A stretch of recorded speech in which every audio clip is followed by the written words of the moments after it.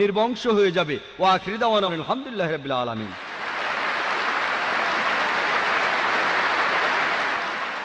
আমার নাম রামকৃষ্ণ, আমি ফিজিওথেরাপি ছাত্র।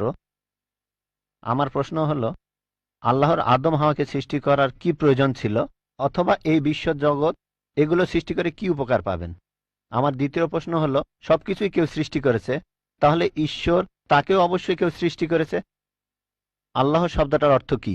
ভাই 3টা প্রশ্ন করেছেন। প্রথম প্রশ্নটা, আল্লাহ কেন আদম হাওয়াকে সৃষ্টি করলেন, এই সৃষ্টি করার কারণটা কি, বিশ্বজগৎ সৃষ্টির কারণ কি?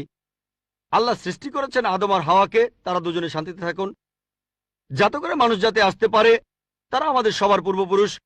পবিত্র কোরআনে সূরা হুজুরাতের 13 নম্বর আয়াতে উল্লেখ করা হয়েছে, ইয়া আইয়ুহান নাসু ইন্না খালাকনাকুম মিন যাকরিন ওয়া উনসা ওয়া জাআলনাকুম শুউবান ওয়া কাবাইলা লিতাআরাফু ইন্না আক্রামাকুম ইনদাল্লাহি আতকাকুম ইন্নাল্লাহা আলিমুন খাবীর। হে মানুষ জাতি, আমি তোমাদের সৃষ্টি করেছি এক পুরুষ ও এক নারী হতে, আর তোমাদের বিভক্ত করেছি বিভিন্ন জাতি আর গোত্রে, যেন তোমরা অন্যের সাথে পরিচিত হতে পারো। এই জন্য নয় যে অন্যকে ঘৃণা করবে। আর আল্লাহর কাছে অধিক মর্যাদা সম্পন্ন সেই ব্যক্তি যার আছে তাকওয়া। আল্লাহ যেটার মাধ্যমে মানুষের বিচার করেন, টাকা পয়সা নয়, গায়ের রং নয়, জাতি বা গোত্র নয়, ধর্মমত নয়, সেটা হলো তাকওয়া। সেটা হলো আল্লাহকে মানা, ন্যায় পরায়ণতা, ধার্মিকতা। তাহলে আদম আর হাওয়া আলাইহিস সালাম তারা আমাদের সবার পূর্বপুরুষ, আপনারও পূর্বপুরুষ, আমারও পূর্বপুরুষ, সব মানুষের। সেজন্য আপনাকে ভাই বলে ডেকেছি। ভাই, সব মানুষ ভাই ভাই। আল্লাহ বলেছেন ইয়া আইয়ুহান নাস, হে মানুষ জাতি। আর পবিত্র কোরআনে সূরা ইসরার 70 নম্বর আয়াতে উল্লেখ করা হয়েছে, ওয়া লাকাদ কাররামনা বানি আদামা। আল্লাহ তাআলা মর্যাদা দিয়েছেন সব আদম সন্তানকেই। হোক আপনি জন্ম নেন ইন্ডিয়ায়, আমেরিকায়, ইংল্যান্ডে, জন্মান কোনো হিন্দু পরিবারে বা মুসলিম পরিবারে বা খ্রিস্টান পরিবারে, আল্লাহ বলেছেন তিনি সব মানুষকে মর্যাদা দিয়েছেন। মানুষে জন্মালে আল্লাহ তাকে মর্যাদা দেবেন। সে হোক আপনার নাম জাকির, আব্দুল্লাহ, রামু, শঙ্কর, মানুষে জন্মালে আল্লাহ মর্যাদা দেবেন। আপনার প্রশ্নতে আসি, কেন আল্লাহ তাআলা মানুষ সৃষ্টি করলেন? আল্লাহ মানুষ সৃষ্টি করেছেন কারণ আল্লাহ বলেছেন মানুষ হলো আল্লাহ সৃষ্টির মধ্যে সেরা। আল্লাহ তাআলা অন্য যা কিছু সৃষ্টি করেছেন তা আল্লাহকে মানে। ফেরেশতা সৃষ্টি করেছেন, আল্লাহ যে আদেশই দেন ফেরেশতাগণ সে আদেশ পালন করেন, তাদের নিজস্ব ইচ্ছা নেই। মানুষ হলো আল্লাহ তাআলার এমন এক সৃষ্টি যার নিজের ইচ্ছা আছে। আমরা তার কথা মানতেও পারি, নাও মানতে পারি। তাই আল্লাহ আমাদের সৃষ্টি করেছেন, আমরা হলাম তার সৃষ্টির সেরা, আশরাফুল মাখলুকাত। তবে আমরা আল্লাহ তাআলার কথা মানতে পারি, নাও মানতে পারি। যদি আল্লাহর আদেশ মানেন তাহলে জান্নাতে যেতে পারবেন, তাহলে বেহেশতে যাবেন, স্বর্গে যেতে পারবেন। যদি আদেশ না মানেন তাহলে জাহান্নামে যাবেন, দোজখে যাবেন। তাহলে এই জীবনটা পরকালের জন্য পরীক্ষা। পবিত্র কোরআনে সূরা মুলকে 2 নম্বর আয়াতে উল্লেখ করা হয়েছে, আল্লাযী খালাকাল মাউতা ওয়া হায়াতা। আল্লাহ তাআলা সৃষ্টি করেছেন জীবন ও মৃত্যু তোমাদের পরীক্ষা করার জন্য। তাহলে এই জীবনটা হলো পরকালের জন্য পরীক্ষা। তাহলে আল্লাহ মানুষ সৃষ্টি করেছেন। আর আল্লাহ বলেছেন সূরা জারিয়াতের 56 নম্বর আয়াতে উল্লেখ করা হয়েছে, ওয়া মা খালাকতুল জিন্না ওয়াল ইনসা ইল্লা লিয়াবুদুন। আমি সৃষ্টি করেছি জিন ও মানুষকে যেন তারা আমার ইবাদত করে।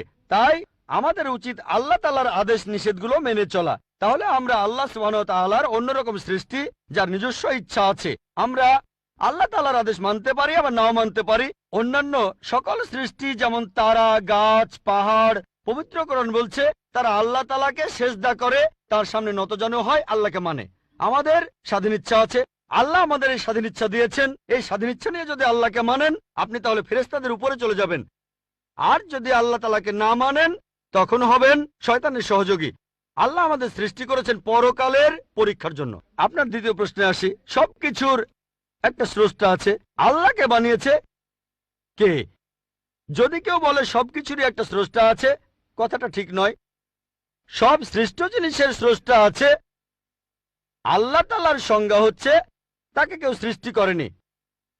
যখনই বলবেন কে আল্লাহকে বানিয়েছে, সে আল্লাহ নয়। আল্লাহ তাআলার সংজ্ঞা হচ্ছে তিনি সৃষ্টি হননি। ধরেন এক লোক আপনাকে বলল যে ভাই, আমার বন্ধু জন, সে হাসপাতালে ভর্তি হয়েছে, সে একটা বাচ্চার জন্ম দিয়েছে। বলতে পারবেন এই বাচ্চাটা ছেলে না মেয়ে? বলতে পারবেন? চেষ্টা করেন, দেখেন। পারবেন না কেন? ছেলে না মেয়ে? হ্যাঁ না। ধরেন ভাই জন, সে হাসপাতালে ভর্তি হয়েছে, সে একটা বাচ্চার জন্ম দিল। এই বাচ্চাটা ছেলে না মেয়ে?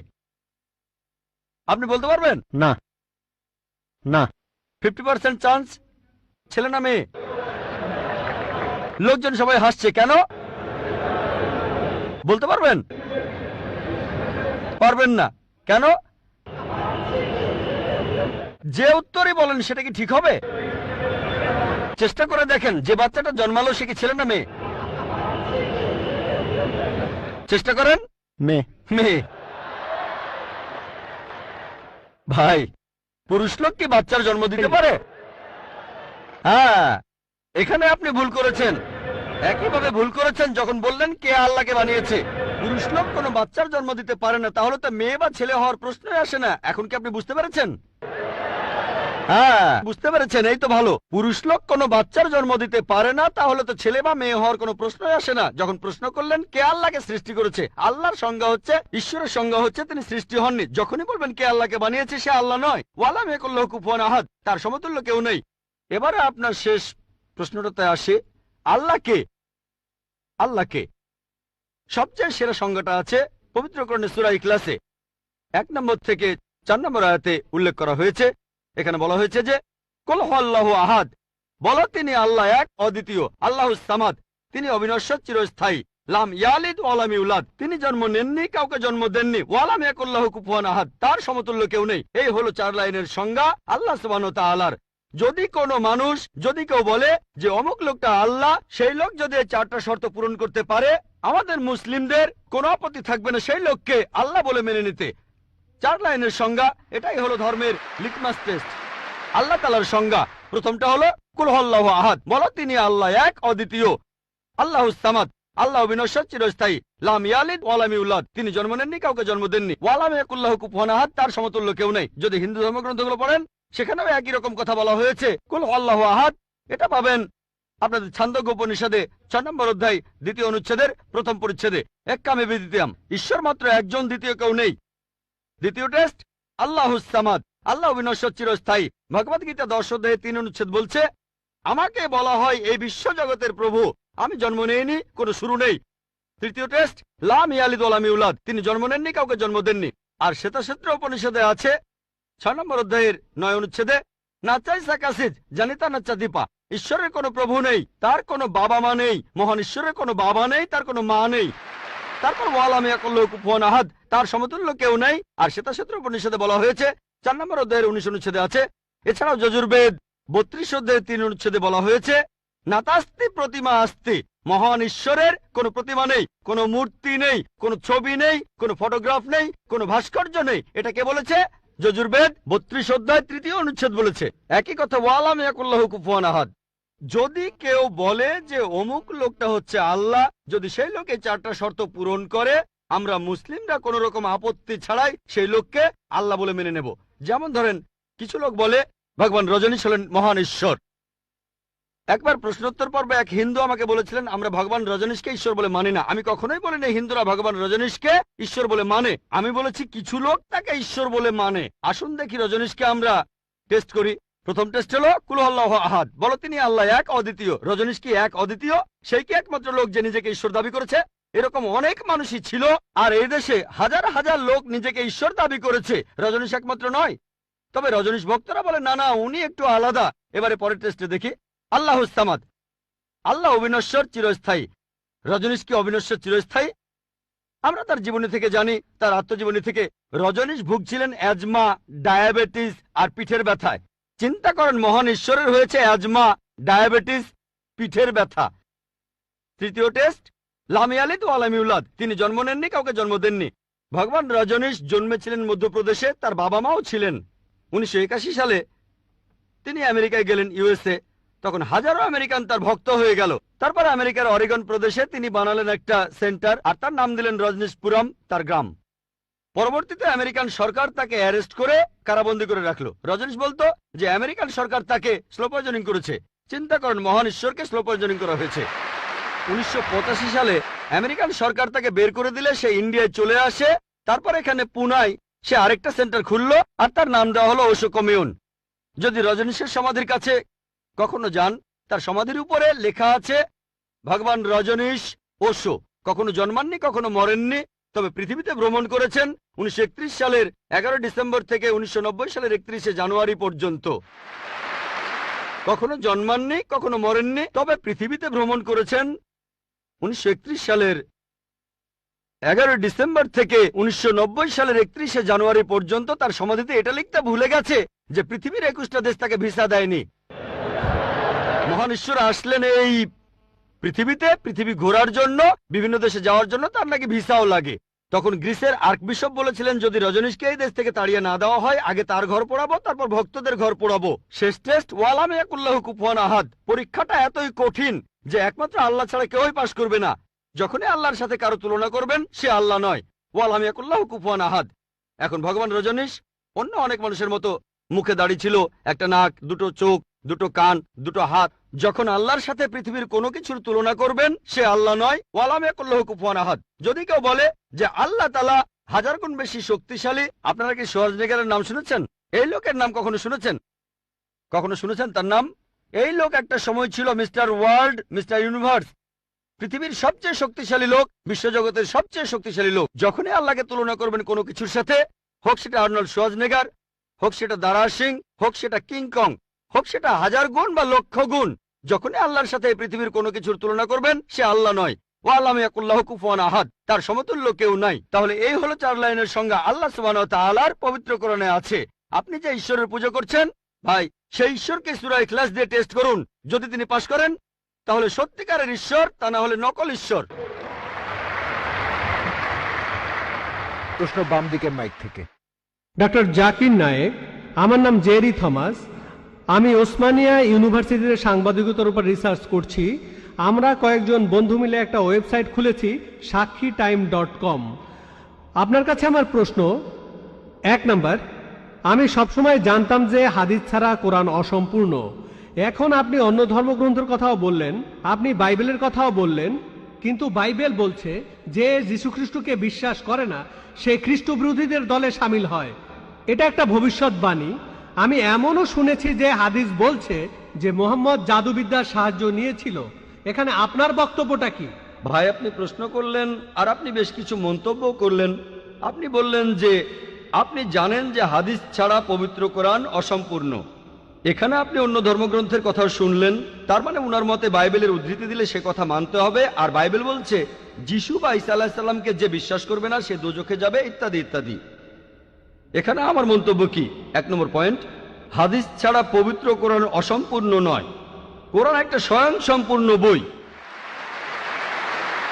তবে কোরআনের কথাগুলো বুঝতে গেলে আপনাকে এগুলোর ব্যাখ্যা পড়ে দেখতে হবে। আর হাদিস হলো পবিত্র কোরআনের ব্যাখ্যা, যে কথাগুলো বলে গিয়েছেন নবীজি সাল্লাল্লাহু আলাইহি সাল্লাম। পবিত্র কোরআন একটা সম্পূর্ণ বই, আলহামদুলিল্লাহ স্বয়ং সম্পূর্ণ। তবে আপনি যদি সেগুলো আরো বিস্তারিতভাবে জানতে চান তখন আপনি পড়বেন যে কথাগুলো বলে গিয়েছেন নবীজি মুহাম্মদ সাল্লাল্লাহু আলাইহি সাল্লাম। আমরা বলি সহিহ হাদিস। একটা কথা বলি, অন্যান্য ধর্মগ্রন্থের উদ্ধৃতি দিয়েছি, তার মানে এই না আমি মানি যে অন্যান্য ধর্মগ্রন্থ আল্লাহর বাণী। প্লিজ আমাকে ভুল বুঝবেন না। আমি এখানে কোরআনের কথা মতো কাজ করেছি। আল্লাহ পবিত্র কোরআনে বলেছেন, সূরা ইমরানের 64 নম্বর আয়াতে উল্লেখ করা হয়েছে, তাআলা ইলা কালিমাতিন সাওয়াইন বাইনানা ওয়া বাইনাকুম, এসো সেই কথা যাহা আমাদের ও তোমাদের মধ্যে এক। আমি সাদৃশ্যের কথা বলছি। পবিত্র কোরআনে সূরা রাদের 38 নম্বর আয়াতে উল্লেখ করা হয়েছে, ওয়ালিকুল্লি কওমিন হাদ, প্রত্যেক যুগে আমি কিতাব নাজিল করেছি। আল্লাহ তাআলা অনেক কিতাব নাজিল করেছেন। পবিত্র কোরআনে 4টার নাম উল্লেখ করা হয়েছে, তাওরাত, জাবুর, ইনজিল এবং কোরআন। তাওরাত হলো সেই ওহী আসমানি কিতাব যেটা নাজিল হয়েছিল মুসা আলাইহিস সালামের উপর। জাবুর আরেকটা আসমানি কিতাব নাজিল হয়েছিল দাউদ আলাইহিস সালামের উপর। ইনজিল হলো সেই আসমানি কিতাব যেটা নাজিল হয়েছিল ঈসা আলাইহিস সালামের উপর। আর কোরআন হলো সর্বশেষ ও চূড়ান্ত আসমানি কিতাব, নাজিল হয়েছিল সর্বশেষ ও চূড়ান্ত নবী মুহাম্মদ সাল্লাল্লাহু আলাইহি সাল্লামের উপর। এখন আগের সবগুলো আসমানি কিতাব এসেছিল নির্দিষ্ট সম্প্রদায়ের মানুষের জন্য, আর সেই কিতাবের নির্দেশগুলো ছিল একটা নির্দিষ্ট সময়ের জন্য। তাই আল্লাহ তাআলা চাননি যে এই কিতাবগুলো অবিকৃত অবস্থায় থাকুক। কিন্তু কোরআন হলো সর্বশেষ আসমানি কিতাব। আল্লাহ কোরআনে বলেছেন, সূরা হিজরের 9 নম্বর আয়াতে উল্লেখ করা হয়েছে, আমি কোরআন অবতীর্ণ করেছি আর আমি সংরক্ষণ করে রাখব। কোরআন হলো একমাত্র ধর্মীয় গ্রন্থ পুরো পৃথিবীর মধ্যে যেটা এখনো অবিকৃত অবস্থায় আছে। শুধু আমি বলছি না, ধর্মের উপরে বিভিন্ন বিশেষজ্ঞরা বলছেন।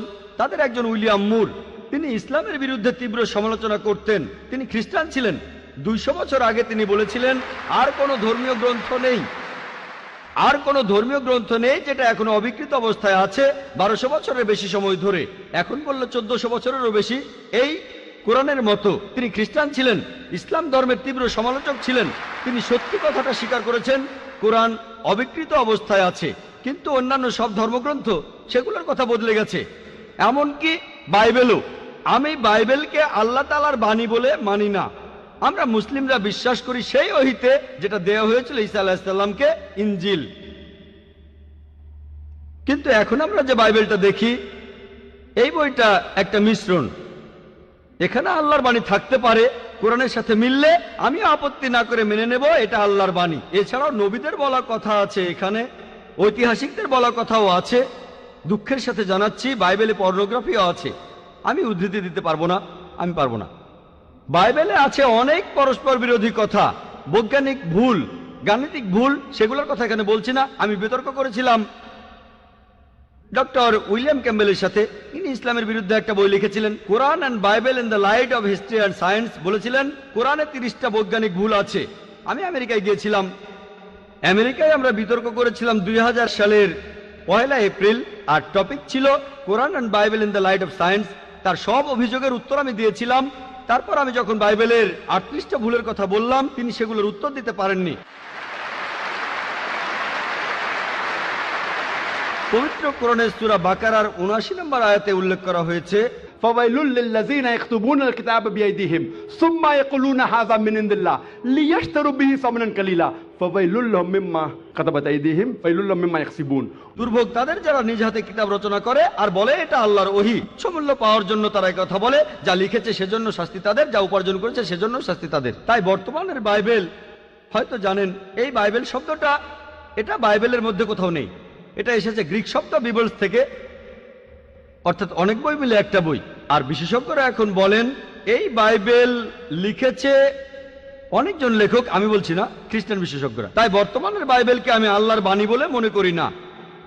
একইভাবে যদি জিজ্ঞেস করেন আমি বেদকে আল্লাহর বাণী বলে মনে করি কিনা, বৌদ্ধ ধর্মগ্রন্থগুলোকে আল্লাহর বাণী বলে মনে করি কিনা, পারসি ধর্মগ্রন্থগুলোকে আল্লাহর বাণী বলে মানি কিনা, আমি এখন বলবো হতে পারে আল্লাহর বাণী, নাও হতে পারে আল্লাহর বাণী।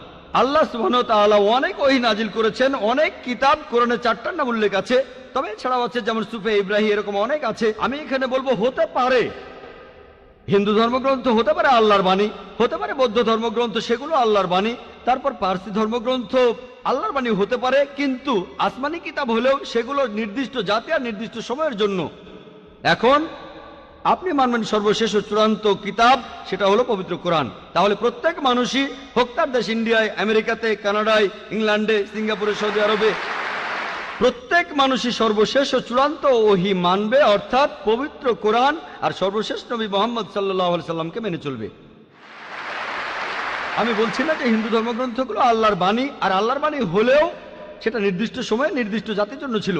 হিন্দু বিশেষজ্ঞরাও বলেন তাদের ধর্মগ্রন্থ পরিবর্তন হয়েছে, বৌদ্ধ বিশেষজ্ঞরাও বলেন তাদের ধর্মগ্রন্থ পরিবর্তন করা হয়েছে। প্রত্যেক ধর্মের বিশেষজ্ঞরাই, শুধু ইসলাম বাদে সবাই বলে যে তাদের ধর্মগ্রন্থে পরবর্তীতে কথা বদলানো হয়েছে, পরিবর্তন করা হয়েছে। তবে আমি যদি এখানে তর্কের খাতিরে মেনেও নেই এটা আল্লাহ তাআলার বাণী, যদি এমনটা হয় আর সেই ধর্মের অনুসারীরা তারা মানে এটা আল্লাহ তাআলার বাণী, তাহলে সেই ধর্মগ্রন্থ তাদের অক্ষরে অক্ষরে মানা উচিত। বৌদ্ধরা যদি মানে তাদের ধর্মগ্রন্থ আল্লাহ তাআলার বাণী, হিন্দুরা যদি মানে তাদের ধর্মগ্রন্থ আল্লাহ তাআলার বাণী, খ্রিস্টানরা যদি মানে তাদের ধর্মগ্রন্থ আল্লাহ তাআলার বাণী, তাহলে আপনাদের ধর্মগ্রন্থেই বলা হয়েছে আপনাদের মেনে চলতে হবে সর্বশেষ নবীর কথা, মুহাম্মদ সাল্লাল্লাহু আলাইহি সাল্লামের কথা।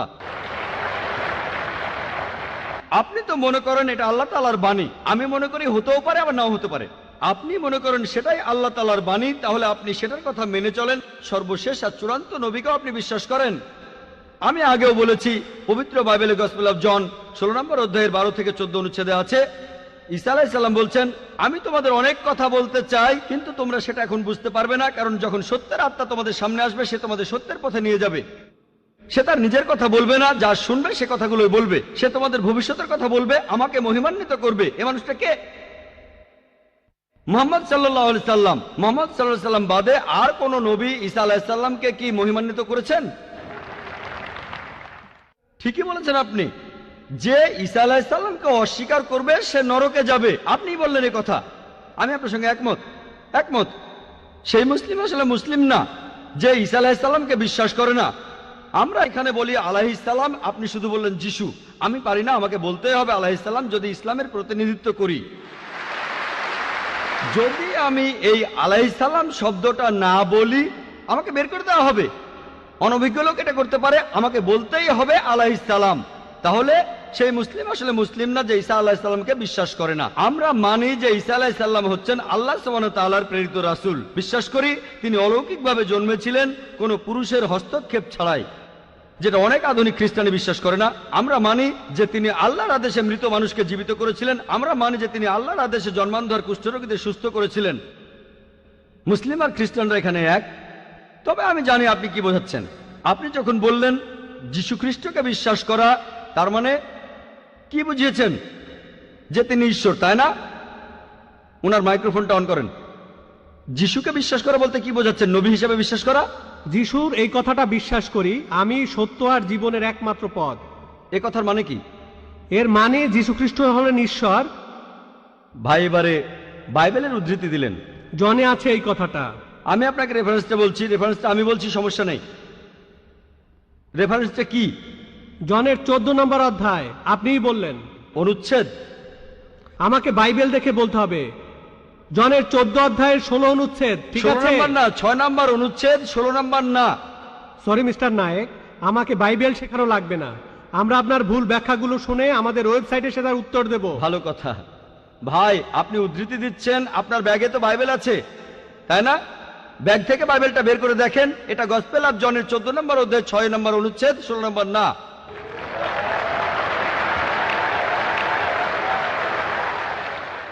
আর আপনি বললেন ঈসা মসীহ আলাইহিস সালাম, তিনি বলেছেন যে তিনি ছিলেন ঈশ্বর।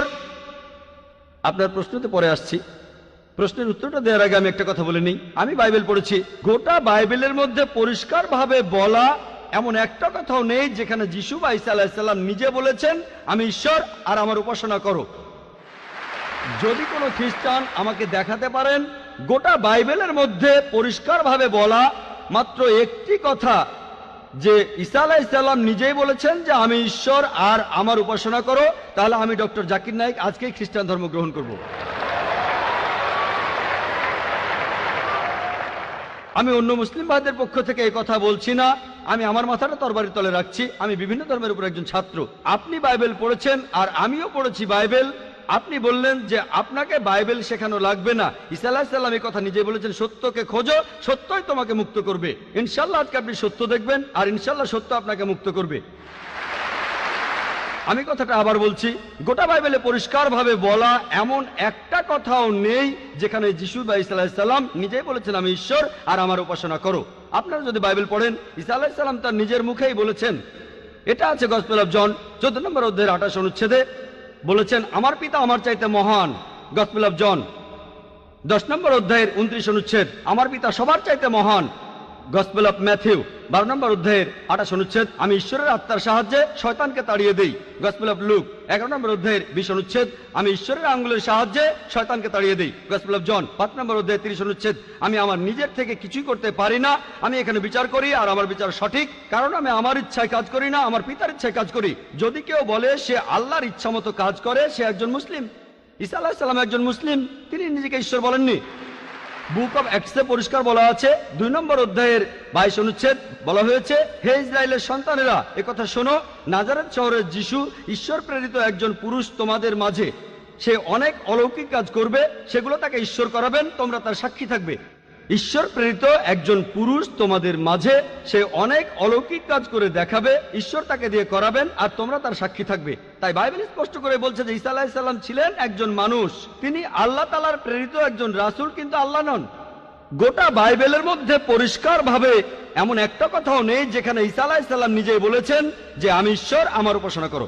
আপনি একটা উদ্ধৃতি দিয়ে সেটা প্রমাণ করতে চাইলেন যে গসপেল অফ জন 14 নম্বর অধ্যায়ের 6 অনুচ্ছেদে বলা হয়েছে যিশু বা ঈসা আলাইহিস সালাম নিজেই বলেছেন আমি সত্য আর জীবনের একমাত্র পথ, আমাকে ছাড়া আমার পিতার কাছে কেউ যেতে পারবে না। এখানে প্রসঙ্গ ছাড়া উদ্ধৃতি দিচ্ছেন।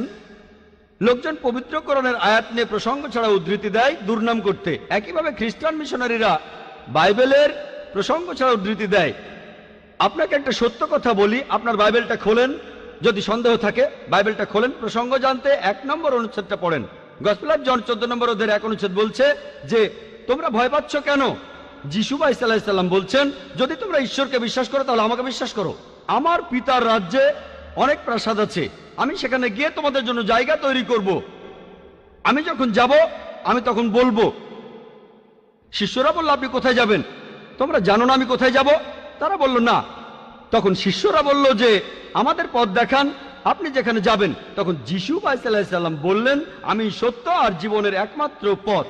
শিষ্যরা তখন বলল ঈসা আলাইহিস সালামকে যে আমাদের সেই পথ দেখান। ঈসা আলাইহিস সালাম তখন বললেন, আমি সত্য আর জীবনের একমাত্র পথ, আমাকে ছাড়া আমার পিতার কাছে কেউ যেতে পারবে না। আমরা মানি যে নবীগণ যখন এসেছিলেন প্রত্যেক নবী ছিলেন সত্য আর জীবনের দেখানো পথ। সেই নবীদের ছাড়া কোনো মানুষই আল্লাহর কাছে যেতে পারতো না। আর যীশু খ্রিস্টের সময়ে আমি বাইবেলের কথা মানছি, যিশু সাল্লাল্লাহু আলাইহি সাল্লাম তিনিই ছিলেন সত্য আর জীবনের একমাত্র পথ। যীশু খ্রিস্টের শিক্ষা ছাড়া কোনো মানুষই তখন আল্লাহর কাছে যেতে পারতো না। মুসা নবীর সময়ে তিনি ছিলেন সত্য আর জীবনের পথ। মুসা আলাইহিস সালামের শিক্ষা ছাড়া কোনো মানুষই আল্লাহর কাছে যেতে পারতো না। এখন দেখেন, ঈসা আলাইহিস সালাম নিজেই বলেছেন, আমি তোমাদের অনেক কথা বলতে চাই। শিষ্যদের বলছেন, এটা আছে গসপেল অফ জন 16 নম্বর অধ্যায়ের 12 থেকে 14 অনুচ্ছেদে, আমি তোমাদের অনেক কথা বলতে চাই, কিন্তু তোমরা সেগুলো এখন বুঝবে না, কারণ যখন সেই সত্যের আত্মা আসবে সে তোমাদের সত্যের পথে নিয়ে যাবে। সে তার নিজের কথা বলবে না, যা শুনবে সে কথাই বলবে। সে তোমাদের ভবিষ্যতের কথা বলবে, আমাকে মহিমান্বিত করবে। আর এখন দেখবেন, ভালো করেই দেখবেন যে নবীজি মুহাম্মদ সাল্লাল্লাহু আলাইহি সাল্লাম তিনি সত্য আর জীবনের একমাত্র পথ। মুহাম্মদ সাল্লাল্লাহু আলাইহি সাল্লাম যা শিখিয়েছেন সেগুলো ছাড়া কেউ আল্লাহর কাছে যেতে পারবে না। আর মুহাম্মদ সাল্লাল্লাহু আলাইহি সাল্লাম ছিলেন সর্বশেষ আর চূড়ান্ত নবী। এখনকার দিনে দেখবেন হোক সেই লোক বাস করছে আমেরিকায়, কানাডায়, ইংল্যান্ডে, ইন্ডিয়ায়, সৌদি আরবে, পৃথিবীর যেখানেই থাকুক, এখনকার দিনে সবার জন্য মুহাম্মদ সাল্লাল্লাহু আলাইহি সাল্লাম তিনি হলেন পথ, সত্য আর জীবনের। মুহাম্মদ সাল্লাল্লাহু আলাইহি সাল্লাম যা শিখিয়েছেন সেগুলো ছাড়া কেউ আল্লাহর কাছে যেতে পারবে না। আর প্রায় সব ধর্মগ্রন্থ এরকম কথা বলছে, এমনকি বাইবেলও। আশা করি আপনি সত্যটা জানতে পেরেছেন, আর ইনশাআল্লাহ আপনি সত্যের কাছে এসেছেন, সত্য আপনাকে মুক্ত করবে।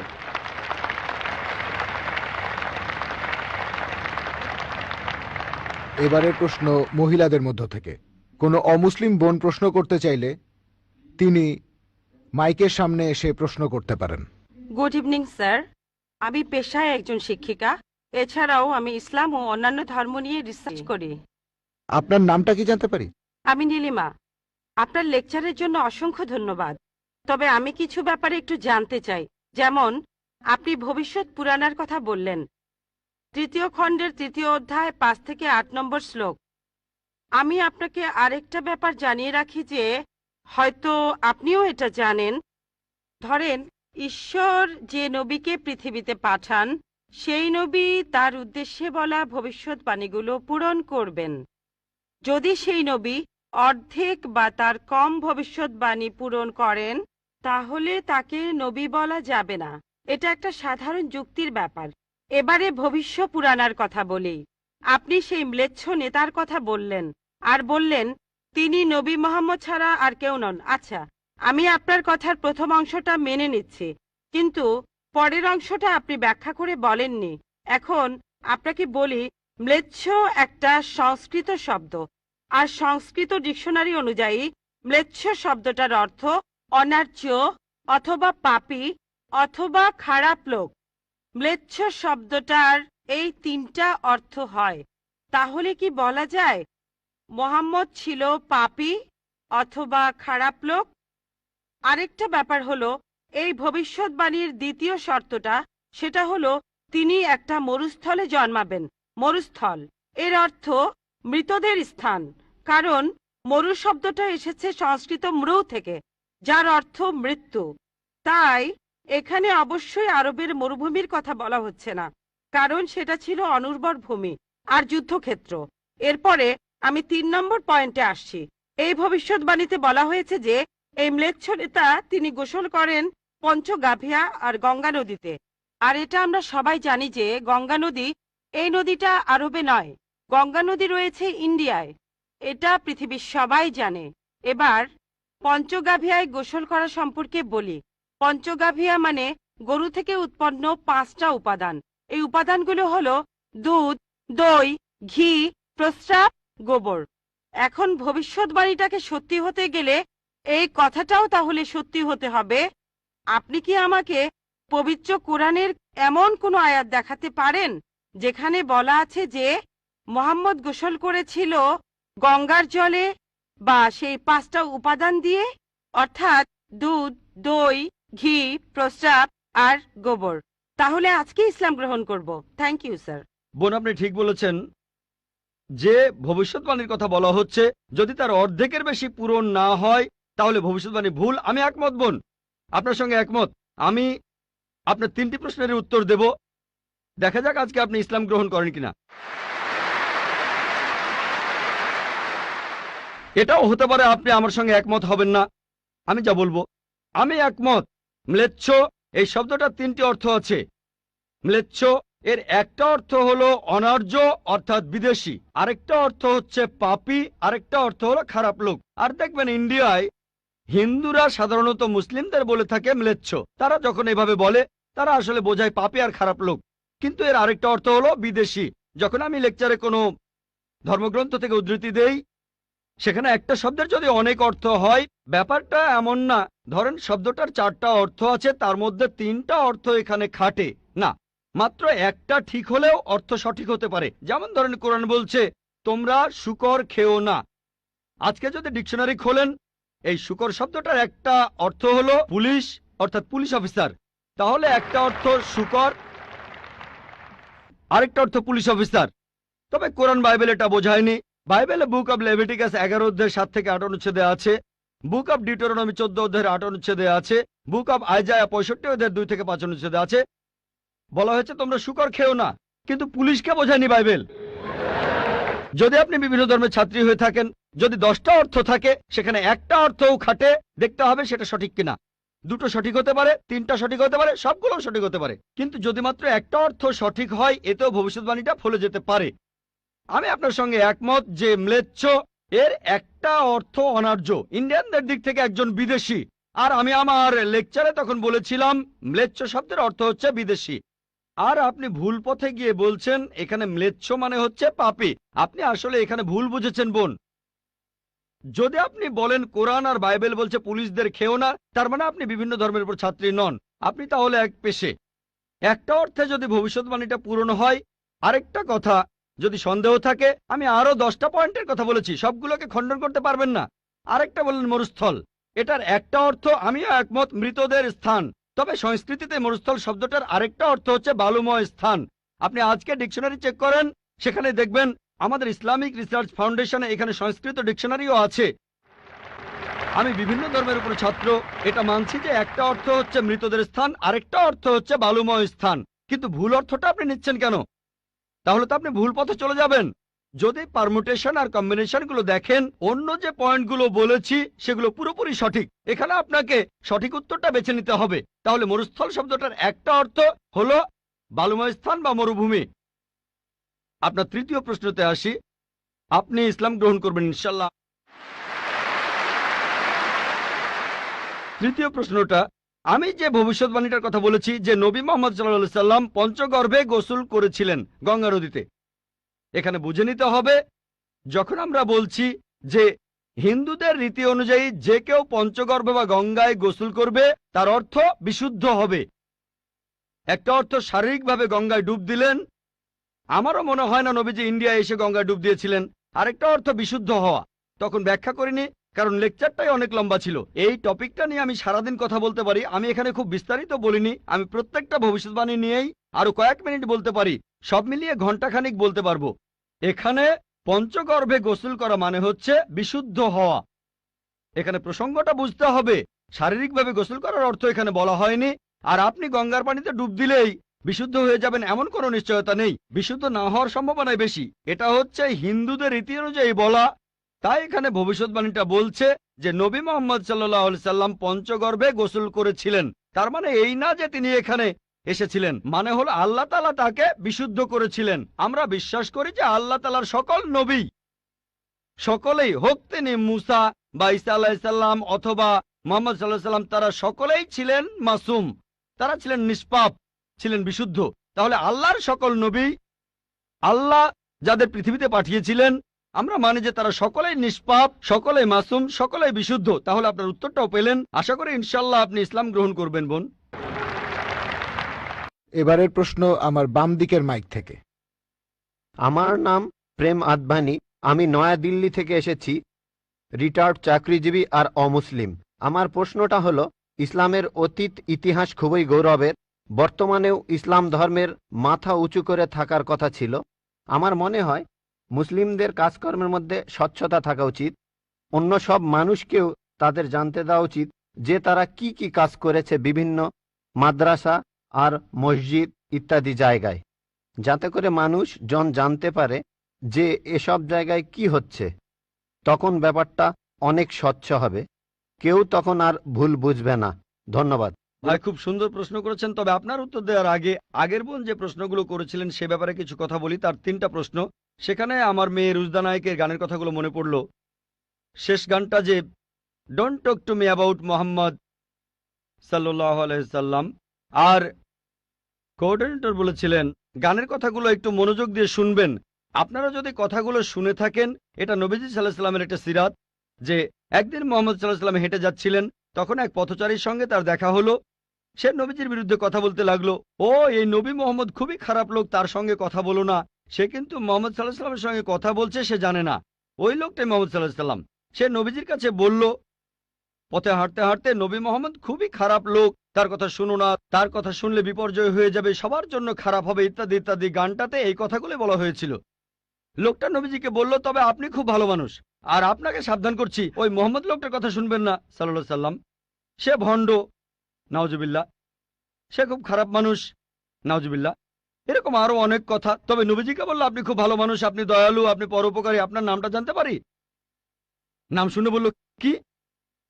আপনি কি বললেন? আমি কি ঠিক শুনছি? আপনার নাম মোহাম্মদ সাল্লাল্লাহু আলাইহি সাল্লাম? তখন সে বলল, আশহাদু আল্লা ইলাহা ইল্লাল্লাহ ওয়া আশহাদু আন্না মুহাম্মাদুর রাসূলুল্লাহ।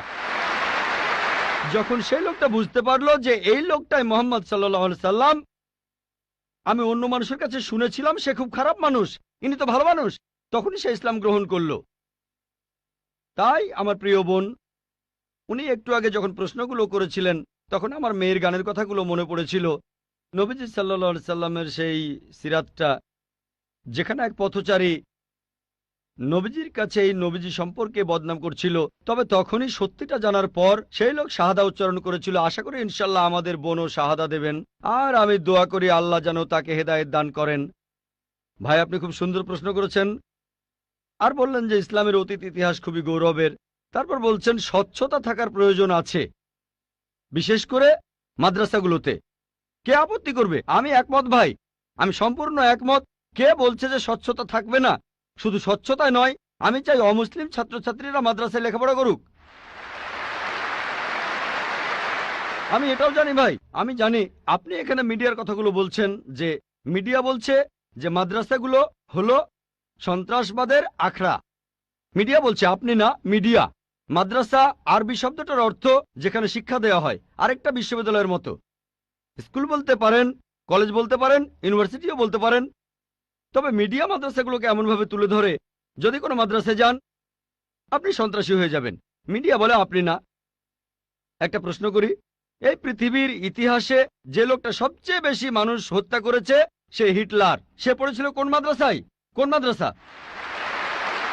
হিটলার কোন মাদ্রাসার ছাত্র? তারপর দেখবেন যে মাফিয়া পৃথিবী জুড়ে চোরাচালান আর মাদক ব্যবসা করে।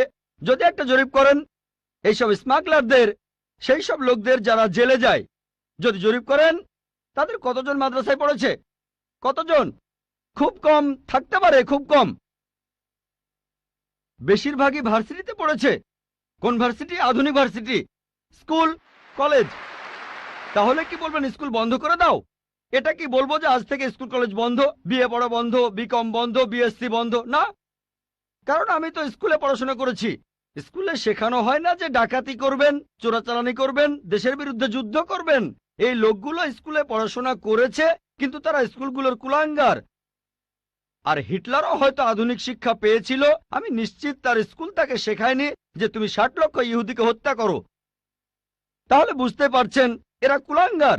তবে সামগ্রিকভাবে দেখবেন যে এই দেশে প্রতি বছর হাজার হাজার ছাত্র মাদ্রাসা থেকে পাশ করে, নাদবা থেকে, দেওবন্দ থেকে হাজার হাজার ছাত্র। আপনি কি বলবেন এরা সবাই মানুষ মারছে? মোটেই তা নয়। মিডিয়া ব্যাপারটা এভাবে তুলে ধরছে। এখন দেখবেন সরকার মাদ্রাসাগুলোতে যাবে। গত বছর বা তার আগের বছর সরকার নাদবা মাদ্রাসায় গিয়েছিল। তারা মাদ্রাসায় গিয়ে একটা সার্চ ওয়ারেন্ট বের করলো, চেক করবে। কি চেক করবে?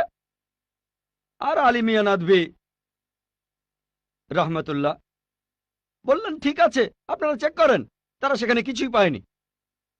এখন হঠাৎ করে একদিন লাখে একবার, হাজার বারের মধ্যে একবার, কোটি বারের মধ্যে একবার হতে পারে সে মাদ্রাসা থেকে পাশ করার পরে কেউ বিপথে চলে গেছে। তার মানে এই না মাদ্রাসা সন্ত্রাস শেখায়। বরং দেখবেন যে সেই সব লোক যারা স্কুল থেকে পাশ করার পরে আধুনিক শিক্ষা ব্যবস্থায় কলেজে পড়ে, ইউনিভার্সিটিতে পড়ে, যেখান থেকে সার্টিফিকেট পায় বিএ, বিকম, ইঞ্জিনিয়ার, ডাক্তার, এরাই তুলনামূলকভাবে বেশি অন্যায় অপরাধ করে থাকে। আপনি যদি স্বচ্ছতার কথা বলেন, আমিও একমত। কোন মাদ্রাসায় কথা বলবে না যে আপনারা এখানে চেক করবেন না। আমাদের মাদ্রাসাগুলো উন্মুক্ত, আমাদের স্কুলে আমরা শেখাই মাশাআল্লাহ বিভিন্ন ধর্মের উপর শিক্ষা দেই। আমার ছাত্ররা আমার স্কুলের তারা সাধারণ হিন্দুদের চাইতে হিন্দু ধর্ম সম্পর্কে বেশি জানে, খ্রিস্টান ধর্ম সম্পর্কে বেশি জানে সাধারণ খ্রিস্টানদের চাইতে, ইসলাম ধর্ম সম্পর্কে বেশি জানে সাধারণ মুসলিমদের চাইতে। কারণ এখানে সব ধর্মের উপর গুরুত্ব দেওয়া হয়। তাহলে ভাই আপনি যদি স্বচ্ছতার কথা বলেন, আমি একমত, আপনার সঙ্গে আছি। এ কথা আপনাকে কেউ বলবে না, আমাদের পরীক্ষা করতে পারবেন না। আসেন, তবে নিন্দা করবেন না, নেগেটিভ মেন্টালিটি নিয়ে আসবেন না, খোলা মনে আসেন। কে জানে আল্লাহ হয়তো আপনাকে হেদায়েত করবেন, হয়তো সত্যিটা জানতে পারবেন। হ্যাঁ ভাই, আমি এখানে যেটা বলতে চাচ্ছি যে অমুসলিমরা তারা মাদ্রাসায় এসে নিজের চোখে দেখে যাবে। আমি স্বচ্ছতা বলতে এটাই বোঝাতে চেয়েছি, যাতে করে মানুষের মনে কোনো সন্দেহ না থাকে যে মাদ্রাসায় খারাপ কাজ হচ্ছে, সন্ত্রাসী বানানো হচ্ছে। ভাই খুব সুন্দর প্রশ্ন করেছেন। মাদ্রাসাগুলোকে স্বচ্ছ বানাবো যাতে অমুসলিমরা এসে পড়তে পারে। ভাই প্রথমে আমন্ত্রণ জানাচ্ছি আপনাকে, আপনার ছেলে মেয়েদের আইআরএফে আসেন, আমি আপনাকে আমন্ত্রণ জানাচ্ছি। আর ইসলামিক রিসার্চ ফাউন্ডেশনে একটা লাইব্রেরি আছে। এই লাইব্রেরিটা গোটা ইন্ডিয়ার মধ্যে বিভিন্ন ধর্মগ্রন্থের সংগ্রহের দিক থেকে একটা প্রথম শ্রেণীর লাইব্রেরি। আমাদের লাইব্রেরিতে 200-রও বেশি আলাদা আলাদা বাইবেল আছে। বাইবেলের 50টা এডিশন আছে। শুধু ভগবদ গীতার অনুবাদে আছে 50টা। বেদের অনেকগুলো অনুবাদ আছে, ঋগ্বেদ, যজুর্বেদ, অথর্ববেদ। হয়তো সরকারি লাইব্রেরিতেও এতগুলো বই পাবেন না, হতে পারে আপনার ধর্মীয় প্রতিষ্ঠানের লাইব্রেরিতেও এই বইগুলো পাবেন না। আমরা উৎসাহ দেই, পড়েন আর সত্যের পথে আসেন। আর অন্যদের কথা বাদ দেন, আমি আমন্ত্রণ জানাচ্ছি আপনাকে, আপনার ছেলে মেয়েদের, আপনাদের প্লেনের টিকিটটাও দিয়ে দেব ফ্রি। আইআরএফে আসেন, আপনাকে আমরা স্বাগত জানাবো। পড়েন, তাহলে সত্যটা জানতে পারবো একসাথে ইনশাআল্লাহ। মাইক্রোফোনটা কি অন করবেন ভাই? আপনাকে অনেক ধন্যবাদ। আমার কথাগুলো আপনি খোলা মনে গ্রহণ করেছেন। আমি চেষ্টা করব যাতে আপনার আমন্ত্রণটা রাখতে পারি। জি, ঠিকানাটা দিয়ে যান, প্লেনের টিকিট পাঠিয়ে দেবো ইনশাআল্লাহ। এবারে প্রশ্ন করা হচ্ছে মহিলাদের মধ্য থেকে। কোনো অমুসলিম বোন মাইকের সামনে এসে প্রশ্ন করবেন প্লিজ। আদাব ডক্টর জাকির নায়েক স্যার, আমার নাম ভেঙ্কটামা। আমি গত কয়েক বছর ধরে এক মুসলিম মহিলার সাথে আছি। আমার প্রশ্নটা হলো, সবাই বলে কোনো ধর্মই খারাপ কথা বলে না, কিন্তু মুসলিমরা কেন অন্য ধর্মের লোকদের ইসলাম গ্রহণ করতে বলে?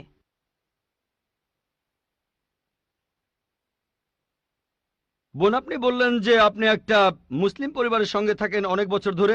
তারপর বললেন যে সব ধর্মে ভালো সব কথা থাকে, কিন্তু মুসলিমরা আমাকে ইসলাম গ্রহণ করতে বলে কেন? পয়েন্ট নাম্বার 1, অন্য যেসব ধর্ম আছে সেগুলো যা বলে তার বেশিরভাগ কথাই ভালো, তবে ইসলাম ভালো কথা বলার পাশাপাশি আপনাকে দেখাবে কিভাবে সেটা অর্জন করতে হয়। আমি উদাহরণও দিয়েছি। সব ধর্মই বলে চুরি করো না, ইসলাম একই কথা বলে, তবে ইসলাম দেখিয়ে দেয় কিভাবে সেই অবস্থানে যাবেন যেখানে কেউ চুরি করে না। জাকাত দেন, সাহায্য করেন, এরপর কেউ চুরি করলে তার হাত কেটে ফেলেন, তাহলে চুরি করা বন্ধ হয়ে যাবে, কোনো অপরাধ থাকবে না। এজন্যই আমি বলেছিলাম যে ইসলাম ভালো কথা বলার পাশাপাশি আপনাকে দেখিয়ে দেবে কিভাবে সেটা অর্জন করতে হয়। 2 নম্বর পয়েন্ট, আমি বিভিন্ন ধর্মের একজন ছাত্র হিসেবে বলছি, যদি আপনি হিন্দু ধর্মগ্রন্থগুলো মেনে চলেন, মনে হয় আপনি হিন্দু, যদি হিন্দু ধর্মগ্রন্থগুলো মেনে চলেন, যদি একজন ভালো হিন্দু হন, আপনাদের ধর্মগ্রন্থই বলছে ঈশ্বর মাত্র একজন। আমার লেকচারে অনেক হিন্দু ধর্মগ্রন্থের উদ্ধৃতি দিয়েছি, এক ঈশ্বর। আপনাদের ধর্মগ্রন্থ বলছে মূর্তি পূজা করবে না। ভগবদ গীতার 7 অধ্যায়ের 20 অনুচ্ছেদ বলছে জাগতিক আকাঙ্ক্ষা যাদের বুদ্ধিকে আচ্ছন্ন করে রেখেছে তারা নকল ঈশ্বরের পূজা করে, তারা মূর্তি পূজা করে। এক ঈশ্বরে বিশ্বাস করতে হবে। আজকে আমার লেকচারে বলেছিলাম বিশ্বাস করতে হবে অন্তিম ঋষিকে, কল্কি অবতার, যার বাবার নাম হবে বিষ্ণু ইয়াস আব্দুল্লাহ, তার মায়ের নাম হবে সুমতি আমিনা। তিনি জন্মগ্রহণ করবেন শাম্বালা নামে গ্রামে মক্কা। তিনি জন্মাবেন শাম্বালা শহরের প্রধানের ঘরে, মক্কার প্রধানের ঘরে। তিনি হবেন পুরো মানুষ জাতির পথপ্রদর্শক। তিনি আলোকপ্রাপ্ত হবেন রাতের বেলায় একটা গুহায়। তিনি উত্তর দিকে গিয়ে আবার ফিরে আসবেন। ঈশ্বর তাকে 8টা গুণ দেবেন। তিনি হবেন পৃথিবীর সব মানুষের পথপ্রদর্শক। তিনি একটা ঘোড়ায় চড়বেন, ডান হাতে থাকবে একটা তরবারি, 4 জন সহচর থাকবে তাকে বিভিন্ন সময় ফেরেশতাগণ সাহায্য করবেন। এরকম আরো অনেক অনেক। এই মানুষটা কে? যদি ভালো হিন্দু হয়ে থাকেন তাহলে আপনি এই অন্তিম ঋষিকে বিশ্বাস করবেন, তা না হলে আপনি ভালো হিন্দু নেই। যদি ভালো হিন্দু হয়ে থাকেন তাহলে এক ঈশ্বরে বিশ্বাস করবেন, তাহলে আপনি মূর্তি পূজা করবেন না। নাতাস্তি প্রতিমা আস্তি, মহান ঈশ্বর, তার কোনো প্রতিমা নেই, তার কোনো প্রতিমূর্তি নেই, তার কোনো ছবি নেই, তার কোনো ফটোগ্রাফ নেই, তার কোনো ভাস্কর্য নেই। আর আমি বিতর্ক করেছি পণ্ডিতদের সাথে, হিন্দু পণ্ডিত, উনারা শঙ্করাচার্য অনেক, সেখানে আমি কথা বলেছি। কোন শঙ্করাচার্যই আমাকে বলেননি ভাই আপনি ভুল বলেছেন, কেউ না। একটা বিতর্ক করেছিলাম শ্রী শ্রী রবিশঙ্করের সাথে 21শে জানুয়ারিতে। তিনি ইন্ডিয়ায় হিন্দুদের মাঝে খুবই জনপ্রিয় গুরু, আর্ট অব লিভিং। আমি তাকে বলেছিলাম আর্ট অব লিভিং এর শ্রেষ্ঠ বই হলো এই পবিত্র কোরআন। আমি তাকে মুসলিমদের এই আর্ট অব লিভিং এ আমন্ত্রণ জানিয়েছিলাম। আমরা সংখ্যায় এখন 130 কোটি, 130 কোটি মুসলিম। আমি তাকে আমন্ত্রণ জানিয়েছিলাম যদি তিনি ধর্মগ্রন্থগুলো মানেন, তিনি বেদের উপরে একজন বিশেষজ্ঞ, তাকে এটা মানতেই হবে। একইভাবে বোন, আপনাকে বুঝতে হবে অন্য সব ধর্মগ্রন্থগুলো হয়তো আল্লাহর বাণী আপনি বলছেন, সময় বদলানোর সাথে সাথে সেগুলোও কিন্তু বদলে গেছে। স্বামী বিবেকানন্দ বলেছেন বেদের 99%ই হারিয়ে গেছে, বাকি যে 1% আছে সেটা আমাদের কঠোরভাবে মানতে হবে। কঠোরভাবে মানে অন্তিম ঋষিকেও মানতে হবে। তাহলে কঠোরভাবে মানলে আপনি মোহাম্মদ সাল্লাল্লাহু আলাইহি সাল্লামকেও মানবেন, আপনি কোরআনকেও মানবেন। আর আমি আপনাকে এখানে আমন্ত্রণ জানাচ্ছি, এই শান্তির ধর্মে আমন্ত্রণ জানাচ্ছি, যাতে করে আপনি আল্লাহর কাছাকাছি আসতে পারেন। এবারের প্রশ্ন আমার বাম দিকের মাইক থেকে। ইসলাম ধর্মে পাপের সংজ্ঞাটা কি? পাপের প্রকারভেদগুলো কি? আর এই পাপের সাথে হিন্দু আর খ্রিস্টান ধর্মে যে পাপের কথা বলা হয়েছে তার পার্থক্য কি? ধন্যবাদ। এবারের প্রশ্ন আমার বাম দিকের মাইক থেকে। ইসলাম ধর্মে পাপের সংজ্ঞাটা কি? পাপের প্রকারভেদগুলো কি? আর এই পাপের সাথে হিন্দু আর খ্রিস্টান ধর্মে যে পাপের কথা বলা হয়েছে তার পার্থক্য কি? ধন্যবাদ। ভাই আপনি প্রশ্ন করলেন যে ইসলাম ধর্মে পাপের সংজ্ঞাটা কি, আর হিন্দুইজম বা খ্রিস্টান ধর্মের পাপের সাথে এর পার্থক্যটা কোথায়। এক কথায় পাপ মানে আল্লাহর আদেশগুলো অমান্য করা। আল্লাহ আমাদের নির্দেশ দিয়েছেন, যদি তার বিরুদ্ধে যান সেটাই পাপ। যেমন ধরেন আল্লাহ তাআলা বলেছেন তোমরা প্রার্থনা করো, যদি প্রার্থনা না করেন তাহলে পাপ করছেন। আল্লাহ তাআলা বলেছেন তোমরা মদ খেও না, যদি মদ খান তাহলে পাপ করছেন। তাহলে আল্লাহ তাআলার আদেশ অমান্য করা এক কথায় সেটাই পাপ। আর সব ধর্মে পাপের সংজ্ঞাটা এটাই। হিন্দু আর খ্রিস্টান ধর্ম একই কথা বলছে। আশা করি উত্তরটা পেয়েছে। এবারের প্রশ্ন আমার বাম দিকের মাইক থেকে। আমি অ্যান্টনি, আমি ফিলোসফির একজন ছাত্র। আপনার লেকচার থেকে আজকে যেটা শিখলাম যে সব ধর্মই বলে এমন সব কথা যেগুলো কমন, আর এমনকি মোহাম্মদও কমন, সব ধর্মেই আছে। কিন্তু পবিত্র কোরআনটা কোন দিক থেকে আলাদা? কোরআন এমন কি বলছে যেটা অন্য ধর্মে বলা নেই? যেমন ধরেন মোহাম্মদ, তার কথা সব ধর্মের বইতেই তো বলা হয়েছে। ভাই খুব সুন্দর প্রশ্ন করেছেন। আপনি বললেন যেটা কমন সেটা মেনে চলতে। সব ধর্মগ্রন্থই বলে মুহাম্মদের কথা, আর কোরআনও বলছে মুহাম্মদের কথা। এখানে নতুন কি আছে? খুবই সুন্দর প্রশ্ন। অন্য সব ধর্মই বলে যে পরবর্তীতে একজন নবী পৃথিবীতে আসবেন, আর বাইবেলও বলছে। আপনি তো খ্রিস্টান, সম্ভবত আপনি পবিত্র বাইবেল পড়েছেন। গসপেল অফ জন 16 নম্বর অধ্যায়ের 12 নম্বর থেকে 14 অনুচ্ছেদে আছে, ঈসা আলাইহিস সালাম শিষ্যদের বলছেন আমি তোমাদের অনেক কথা বলতে চাই, কিন্তু তোমরা এখন সেটা বুঝতে পারবে না, কারণ যখন সত্যের আত্মা তোমাদের সামনে আসবে সে তোমাদের সত্যের পথে নিয়ে যাবে। আর সে তার নিজের কথা বলবে না, যা শুনবে সে কথাগুলোই বলবে। সে তোমাদের ভবিষ্যতের কথা বলবে, সে আমাকে মহিমান্বিত করবে। তার মানে সব ধর্মগ্রন্থ, হিন্দু, পার্সি, বৌদ্ধ, ইহুদি, খ্রিস্টান সবাই বলছে একজন নবী পৃথিবীতে আসবেন, একজন নবী আসবেন। কিন্তু কোরআন বলছে ইনিই সেই নবী যার উপর কোরআন নাজিল হয়েছে। সেই নবী চলে এসেছেন। যখন আপনি ক্লাস 1-এ পড়ছেন, আপনার স্কুলে সবার উপরে ক্লাস 10, তারপর ক্লাস 2-তে উঠলেন, তখনও লক্ষ্য ক্লাস 10, তারপর ক্লাস 3-তে উঠলেন, তখনও ক্লাস 10ই লক্ষ্য। এখানে শুধু স্কুলের কথা বলছি। Class 5, class 6, class 7, class 8, class 9, তারপর ক্লাস 10-এ উঠলেন, তারপর এসএসসি পরীক্ষা দেবেন, ঠিক? তার মানে এই না যে ক্লাস 1 আর ক্লাস 10-এর পড়াশোনা এক। আপনি ক্লাস 10-এর জন্য প্রস্তুতি নিচ্ছেন। প্রস্তুতি নেওয়া হয়েছে 1400 বছর আগে। আল্লাহ তাআলা এই নবীকে পাঠিয়েছেন। যীশু খ্রিস্ট বলেছেন, আমি তোমাদের অনেক কথা বলতে চাই, কিন্তু তোমরা এখন তা বুঝতে পারবে না, কারণ যখন সত্যের আত্মা তোমাদের সামনে আসবে সে তোমাদের সত্যের পথে নিয়ে যাবে। তাহলে 1400 বছর আগে আল্লাহ তাআলা বুঝেছিলেন যে সেটাই সঠিক সময়। এখন পৃথিবীর মানুষ এই কথাগুলো বুঝতে পারবে, অর্থাৎ পবিত্র কোরআন। অন্যান্য সব ধর্মগ্রন্থে কথা বলা হয়েছে যে মহান ঈশ্বর একজন। বর্ণনাগুলো হয়তো আলাদা। সব ধর্মগ্রন্থই বলছে এক স্রষ্টার কথা। আমরা মানব নবীদের আর চূড়ান্ত নবী মুহাম্মদ সাল্লাল্লাহু আলাইহি ওয়াসাল্লামকে। সারমর্মটা হচ্ছে একই, বর্ণনাগুলো হয়তো আলাদা। আর পবিত্র কোরআনে সূরা মাইদা 3 নম্বর আয়াতে বলা হয়েছে, আজ এই দিনে আমি তোমাদের দিন পূর্ণাঙ্গ করলাম, তোমাদের দিন মনোনীত করলাম ইসলাম, তোমাদের প্রতি আমার অনুগ্রহ সম্পূর্ণ করলাম পুরো মানুষ জাতির জন্য। পবিত্র কোরআন নাজিল হওয়ার পর নতুন কিছু যোগ করা যাবে না, কোনো কিছু বাদ দেওয়া যাবে না। আমি এই কথা আগেও বলেছি। আপনারা তো বলেন ওল্ড টেস্টামেন্ট আর নিউ টেস্টামেন্ট, পবিত্র কোরআন হলো লাস্ট টেস্টামেন্ট। তাহলে পার্থক্যটা হলো এই পবিত্র কোরআন হলো শেষ কিতাব, আল্লাহ তাআলার নাজিলকৃত লাস্ট টেস্টামেন্ট। আপনারা বলেন ওল্ড টেস্টামেন্ট আর নিউ টেস্টামেন্ট। পবিত্র কোরআন হলো লাস্ট টেস্টামেন্ট। অন্য সব ধর্মগ্রন্থ সেগুলো বলছে একটা বইয়ের কথা, পবিত্র কোরআন মুহাম্মদ সাল্লাল্লাহু আলাইহি সাল্লামের ক্ষেত্রে একই কথা। অন্য ধর্মগ্রন্থ বলে যে নবী মুহাম্মদ আসবেন। ইসলাম আমাদের শেখায় আল্লাহ নবীর কাছে যে কিতাব নাজিল করেছেন আর আমাদের নবীজির হাদিসের মাধ্যমে, এটাই হলো চূড়ান্ত ধর্ম পুরো মানুষ জাতির জন্য। আদম আলাইহিস সালাম থেকে প্রথম মানুষটা থেকে শেষ দিন পর্যন্ত এখনো আছে, শেষ পর্যন্ত থাকবে। অন্য সব ধর্মই বলছে এক ঈশ্বরের কথা, বলছে যে শেষ নবী আসবেন। আপনাকে এটা মানতে হবে, এটা মানতে হবে, প্রয়োগ করতে হবে, তাহলে সত্যিকারের খ্রিস্টান হতে পারবেন। সেজন্য আমি বলি, ইসলাম আর খ্রিস্টান ধর্মের সাদৃশ্যের উপর আমি একটা লেকচার দিয়েছিলাম। সেখানে প্রমাণ করেছি যে মুসলিমরা আমরা খ্রিস্টানদের চাইতে অনেক বেশি খ্রিস্টান। খেয়াল করে দেখবেন, আমরা যীশু খ্রিস্টকে সাধারণ খ্রিস্টানদের চাইতে অনেক বেশি মানি। আমার ভিডিও ক্যাসেট দেখতে পারেন, ইসলাম ও খ্রিস্টান ধর্মের সাদৃশ্য। এবারের প্রশ্ন আমার বাম দিকের মাইক থেকে। স্যার, আমার নাম এল রবিশঙ্কর শ্রীধর। আমি বর্তমানে বিইডি কলেজের প্রিন্সিপাল হিসেবে আছি। আমি অন্য ধর্মগ্রন্থগুলো পড়েছি, যেমন বাইবেল, কোরআন, হাদিস ইত্যাদি। এছাড়াও আমি মুসলমানদের নামাজ পড়ার নিয়মও শিখেছি।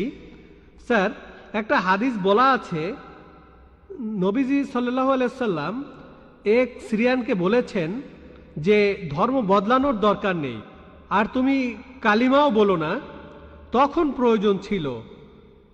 তবে এখন দেখি যে পৃথিবী অনেক বদলে গেছে, আমাদের সামাজিক অবস্থান বদলেছে, এছাড়া আমাদের সমাজও বদলেছে। আর একটা ব্যাপার জানতে চাচ্ছি, এমন কি কোনো রকম ছাড় দেয়া আছে যদি কেউ ইসলাম পালন করতে চায়? আমরা জানি ইসলাম ধর্মের কিছু ব্যাপার ফিজিক্সের মাধ্যমে প্রমাণ করেছেন বিজ্ঞানী ক্যাপরা আর স্টিফেন হকিং, যেমন সময় আর বিশ্বজগৎ কিভাবে সৃষ্টি হলো। এখন আনাল হক, আমি খোদা, এই টাইপের ধারণার কোনো স্থান আছে? 5 ওয়াক্ত নামাজ পড়লাম, ধর্ম মানলাম, এরপর আমরা অন্য সময় কি বলতে পারি যে আনাল হক? এটা কি মানতে পারি? আর ভাই প্লিজ একবারে একটা প্রশ্ন করেন, হাতে সময় কম, এই প্রশ্নটার উত্তর দেই। প্রশ্ন করার জন্য অনেকে দাঁড়িয়ে আছেন। ভাই আপনি প্রশ্ন করলেন যে তিনি একটা হাদিস জানেন যেখানে নবীজি এক সিরিয়ানকে তার ধর্ম বদলাতে বারণ করলেন। বলেন। যে তুমি বলবে না লা ইলাহা ইল্লাল্লাহ বাজারের মধ্যে, তাকে মারা হতো। ভাই আপনি বললেন যে নবীজি এক লোককে বাজারের মধ্যে লা ইলাহা ইল্লাল্লাহ বলতে বারণ করেছেন, না হলে তাকে মারা হতো। আমি জানি না আপনি কোন হাদিসের কথা বলছেন, একটা হাদিস বলছে জোরে আল্লাহু আকবার বলো না, লা ইলাহা ইল্লাল্লাহ না। এটা বলা হয়েছিল কারণ যুদ্ধের সময় তারা লুকিয়ে আছে আর শত্রু আসছে, তখন জোরে আল্লাহু আকবার বলো না, কারণ তাহলে শত্রুরা টের পেয়ে যাবে। বাজারের মধ্যে না, যুদ্ধের ময়দানে। আরেকটা হাদিস বলছে জোরে বলো যাতে অন্যান্য মুসলিমরা উৎসাহিত হয়, তাই পরিস্থিতির উপর নির্ভর করে। নবীজি একবার বলেছেন যুদ্ধের ময়দানে বলো আল্লাহু আকবার, এতে মুসলিমদের সাহস বাড়বে। কিন্তু অন্য সময়ে যখন লুকিয়ে আছেন তখন জোরে বললে শত্রুরা টের পাবে। তাই এক এক পরিস্থিতিতে এক এক রকম কাজ। আপনার প্রশ্নে আসি, ইসলামের পাশাপাশি অন্যান্য জিনিস মানা যাবে কিনা, যেমন সক্রেটিস বা অন্য কারো কথা বা কোনো বিজ্ঞানীর কথা। এছাড়াও আনাল হক, ইসলামের পাশাপাশি অন্য বিষয়ের ব্যাপারে বলি, যদি সেগুলো কোরআন আর হাদিসের বিরুদ্ধে না যায় কোনো সমস্যা নেই। যদি সেটা কোরআন আর হাদিসের সাথে মিলে যায় সেটা আমাদের মানতে হবে। সেটা হতে পারে যে কোনো বিষয়, হোক বিজ্ঞান, ভূগোল বা ইতিহাস, হোক হিন্দু, ইসলাম, খ্রিস্টান ধর্ম, ইহুদি ধর্ম। যদি সেটা পবিত্র কোরআনে উল্লেখ করা থাকে তাহলে সেটা আমাদের মানা ফরজ। যদি সেই কথাটার উল্লেখ কোরআনে না থাকে আর কোরআনের বিরুদ্ধে না যায় সেটা মানতে পারেন মুবাহ, ঐচ্ছিক। কিন্তু যদি সেই কথাটা কোরআনের বিরুদ্ধে যায় সেটা হারাম, সেটা নিষিদ্ধ। এই তিনটা হতে পারে, তিনটা ফলাফল পাবেন। আপনি বললেন যে ইসলাম তৌহিদে বিশ্বাস করে, 5 ওয়াক্ত নামাজ। ইসলাম আনাল হকে বিশ্বাস করে কিনা? আনাল হক নিজেকে আল্লাহ দাবি করা এটা শিরক, এটা তৌহিদের বিরুদ্ধে যায়। এটা বলতে পারেন না যে আপনি তৌহিদও মানেন আবার একাধিক ঈশ্বরে বিশ্বাস করেন। আপনি তৌহিদ মানেন আবার বলছেন আমি আল্লাহ, দুটোই আসলে বিপরীত।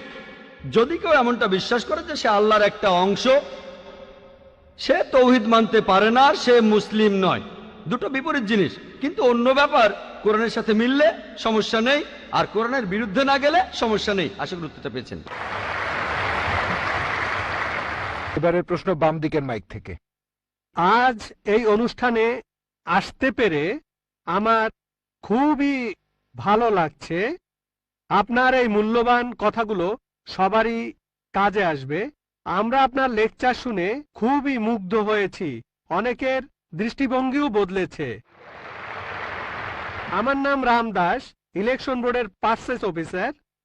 আমি একজন হিন্দু, তারপরও আমি ইসলাম ধর্মকে অনেক শ্রদ্ধা আর ভালোবাসি। আমি আপনার কথার সাথে একমত যে হিন্দু ধর্ম কখনোই মূর্তি পূজার কথা বলে না। আসলে আমাদের হিন্দু ধর্মকে সবসময় প্রভাবিত করেছে তথাকথিত ধর্মীয় নেতারা। তারা মানুষকে ভুল পথে নিয়ে যাচ্ছে। শতকরা 90% হিন্দু ভুল পথে চলে যাচ্ছে মূর্তি পূজার নামে। বেদ আর উপনিষদ কখনই মূর্তি পূজার কথা বলে না। যেটা বলা হয়েছে সেটা রূহ, এটা কথা বলা হয়েছে রূহ খোদা কি ইনায়েতে হ্যায়। এই রূহকে খ্রিস্ট ধর্মে আত্মা বলা হয়, ইসলাম ধর্মে রূহ, হিন্দু ধর্মেও আত্মা। এটা খুবই দুর্ভাগ্য যে সব ধর্মের তথাকথিত ধর্মীয় নেতারাই, এতে কোনো রকমের সন্দেহ নেই, হোক সে মুসলিম, খ্রিস্টান বা হিন্দু, এতে কোনো রকমের সন্দেহ নেই পৃথিবীর সব মানুষকে ভুল পথে পরিচালিত করেছে।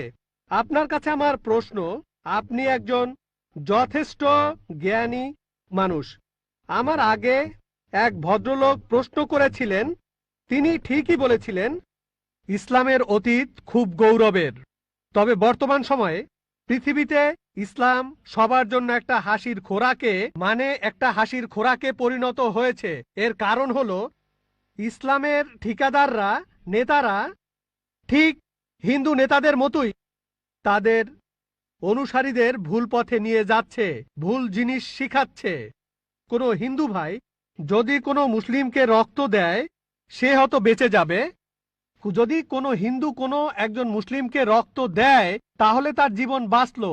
এখানে এটা কি হতে পারে? যেহেতু হিন্দু রক্ত নিয়েছে তাই সে হিন্দু হয়ে যাবে? এটা আমার প্রথম প্রশ্ন। প্লিজ আরেকটু সময় দিন, আমার আরেকটা প্রশ্ন আছে। এখানে ধরেন যার জীবন বাঁচলো সে তো দোয়া করবে, আসো বাবা আসো, আমার জীবন বাঁচিয়েছ। রক্তের বিভিন্ন গ্রুপ আছে, এ পজিটিভ, বি পজিটিভ। এখানে তো জীবন বাঁচানোর প্রশ্ন, এখানে কি ধর্মের গুরুত্বটা বেশি? এটাই প্রথম প্রশ্ন। আর এখানকার লোকজন আত্মাকে চিনতে চায় না, বস্তুর চাহিদা মিটলেই তারা খুশি। ইসলাম সবাইকে ভালোবাসার কথা বলে, সব ধর্মই ভালোবাসার কথা বলে, কিন্তু ইসলাম ধর্ম সেই ভালোবাসা অর্জনের কথা বলে, কিভাবে ভালোবাসা অর্জন করতে হবে। এই জন্য ইসলামে জাকাত আছে। এই জাকাত গরিব মানুষদের সাহায্য করা, প্রতিবেশীকে সাহায্য করা, গরিবের মেয়ে বিয়ে হচ্ছে না, বিয়ে দিয়ে দাও, গরিবকে সাহায্য করা। অন্য কোনো ধর্ম ইসলামের মতো এত মহান নয়। এটা খুবই মহান ধর্ম। দুর্ভাগ্যের কথা, বাস্তব এর কোনো প্রয়োগ হচ্ছে না। তাই আগের ভদ্রলোক বললেন মাদ্রাসাগুলো স্বচ্ছ হওয়া উচিত। সত্যি বলতে আপনারা ধর্মীয় নেতাদের বোকামির কারণে ইসলাম ধর্ম উপরে উঠছে না, বরঞ্চ বরবাদ হয়ে যাচ্ছে। খ্রিস্টান ধর্ম, তারা পৃথিবীতে রাজত্ব করতে চায়, তারা ইসলামের ক্ষতি করতে চায়। ইসলামের প্রতি খ্রিস্টানদের মনোভাব বিরূপ। হিন্দু ধর্ম, তারা এখানে ঠিক থাকতে চায়, স্বাভাবিক। তাহলে এরাই হলো ধর্মীয় নেতা। তারা জানে না রূহ কি। রূহ হলো আল্লাহর দয়া। উপনিষদে আছে, ইসলামে আছে, বাইবেলে আছে। আর সব ধর্মই বলে ভালোবাসা, ইসলামও বলে। এটাই আমার প্রথম প্রশ্ন। দ্বিতীয় প্রশ্নটা হলো, হিন্দু ধর্ম নারীকে খারাপ চোখে দেখে, ইসলামও খারাপ চোখে দেখে। খ্রিস্টান ধর্ম, পৃথিবীতে নারী না থাকলে, আপনি একটু আগে একজনকে বললেন যে পুরুষ লোক বাচ্চা জন্ম দিতে পারে না। হ্যাঁ, পুরুষ লোক কোনো বাচ্চা জন্ম দিতে পারে না। বাচ্চার জন্ম দেন মা, একজন নারী। তাহলে ব্যাপারটা কি দাঁড়াচ্ছে? যে পুরুষকে জন্ম দিচ্ছে একজন নারী, সেই পুরুষই নারীকে ছোট করছে, সে হোক হিন্দু, খ্রিস্টান বা মুসলিম। এভাবে দেখবেন যে সব ধর্মেই একই রকম অবস্থা চলছে। আমরা সবাই, সব ধর্মই এখন ধ্বংসের পথে যাচ্ছে। নারীকে কোনো ধর্মই সম্মানের চোখে দেখা হয় না। পৃথিবীর সব ধর্মই নারীদেরকে সবসময় খারাপ চোখে দেখছে। এটাই আমার দ্বিতীয় প্রশ্ন। ইসলাম কি বলে যেদিন কিয়ামত হবে, তার মানে মহাপ্রলয়, ইসলাম ধর্ম কিয়ামত সম্পর্কে কি বলছে? আপনাকে ধন্যবাদ এই ছোট্ট লেকচারের জন্য, ভালো কথাগুলোর জন্য ধন্যবাদ। আপনি বললেন আমার কথা আর ইসলাম ধর্মের কথা। আমার কথা যদি বলেন, সমস্ত প্রশংসা শুধুমাত্র আল্লাহ তাআলার। বললেন আমি জ্ঞানী, বললেন আমি অনেক জানি, আমি শুধুমাত্র একজন ছাত্র। আমি নিজেকে একজন ছাত্র মনে করি ইসলাম ও অন্যান্য ধর্মের উপর। আপনি দুটো প্রশ্ন করলেন, প্রথমটা রূহ নিয়ে, তারপর নারী নিয়ে। এছাড়াও আপনি বেশ কিছু মন্তব্য করেছেন। আপনি বললেন তথাকথিত ধর্মীয় নেতারাই সমস্যা তৈরি করছে। বেশিরভাগ ব্যাপারে আমি একমত। এছাড়াও আপনি মন্তব্য করলেন যে ইসলামের বদনাম করা হচ্ছে, ইসলামের ধর্মীয় নেতাদের কারণে এটা হচ্ছে। ইসলামের বদনাম ছড়াচ্ছে এদের কারণেই। অন্যান্য ধর্মের ধর্মীয় নেতাদের কথা যদি বলি, তারা তাদের অনুসারীদের ধর্মগ্রন্থ পড়তে দিতে চায় না। এখন আমি যদি ইসলামের কথা বলি সামগ্রিকভাবে, আমি ইসলামের ধর্মীয় নেতাদের উপর দোষ চাপাবো না, তারা দোষী নয়।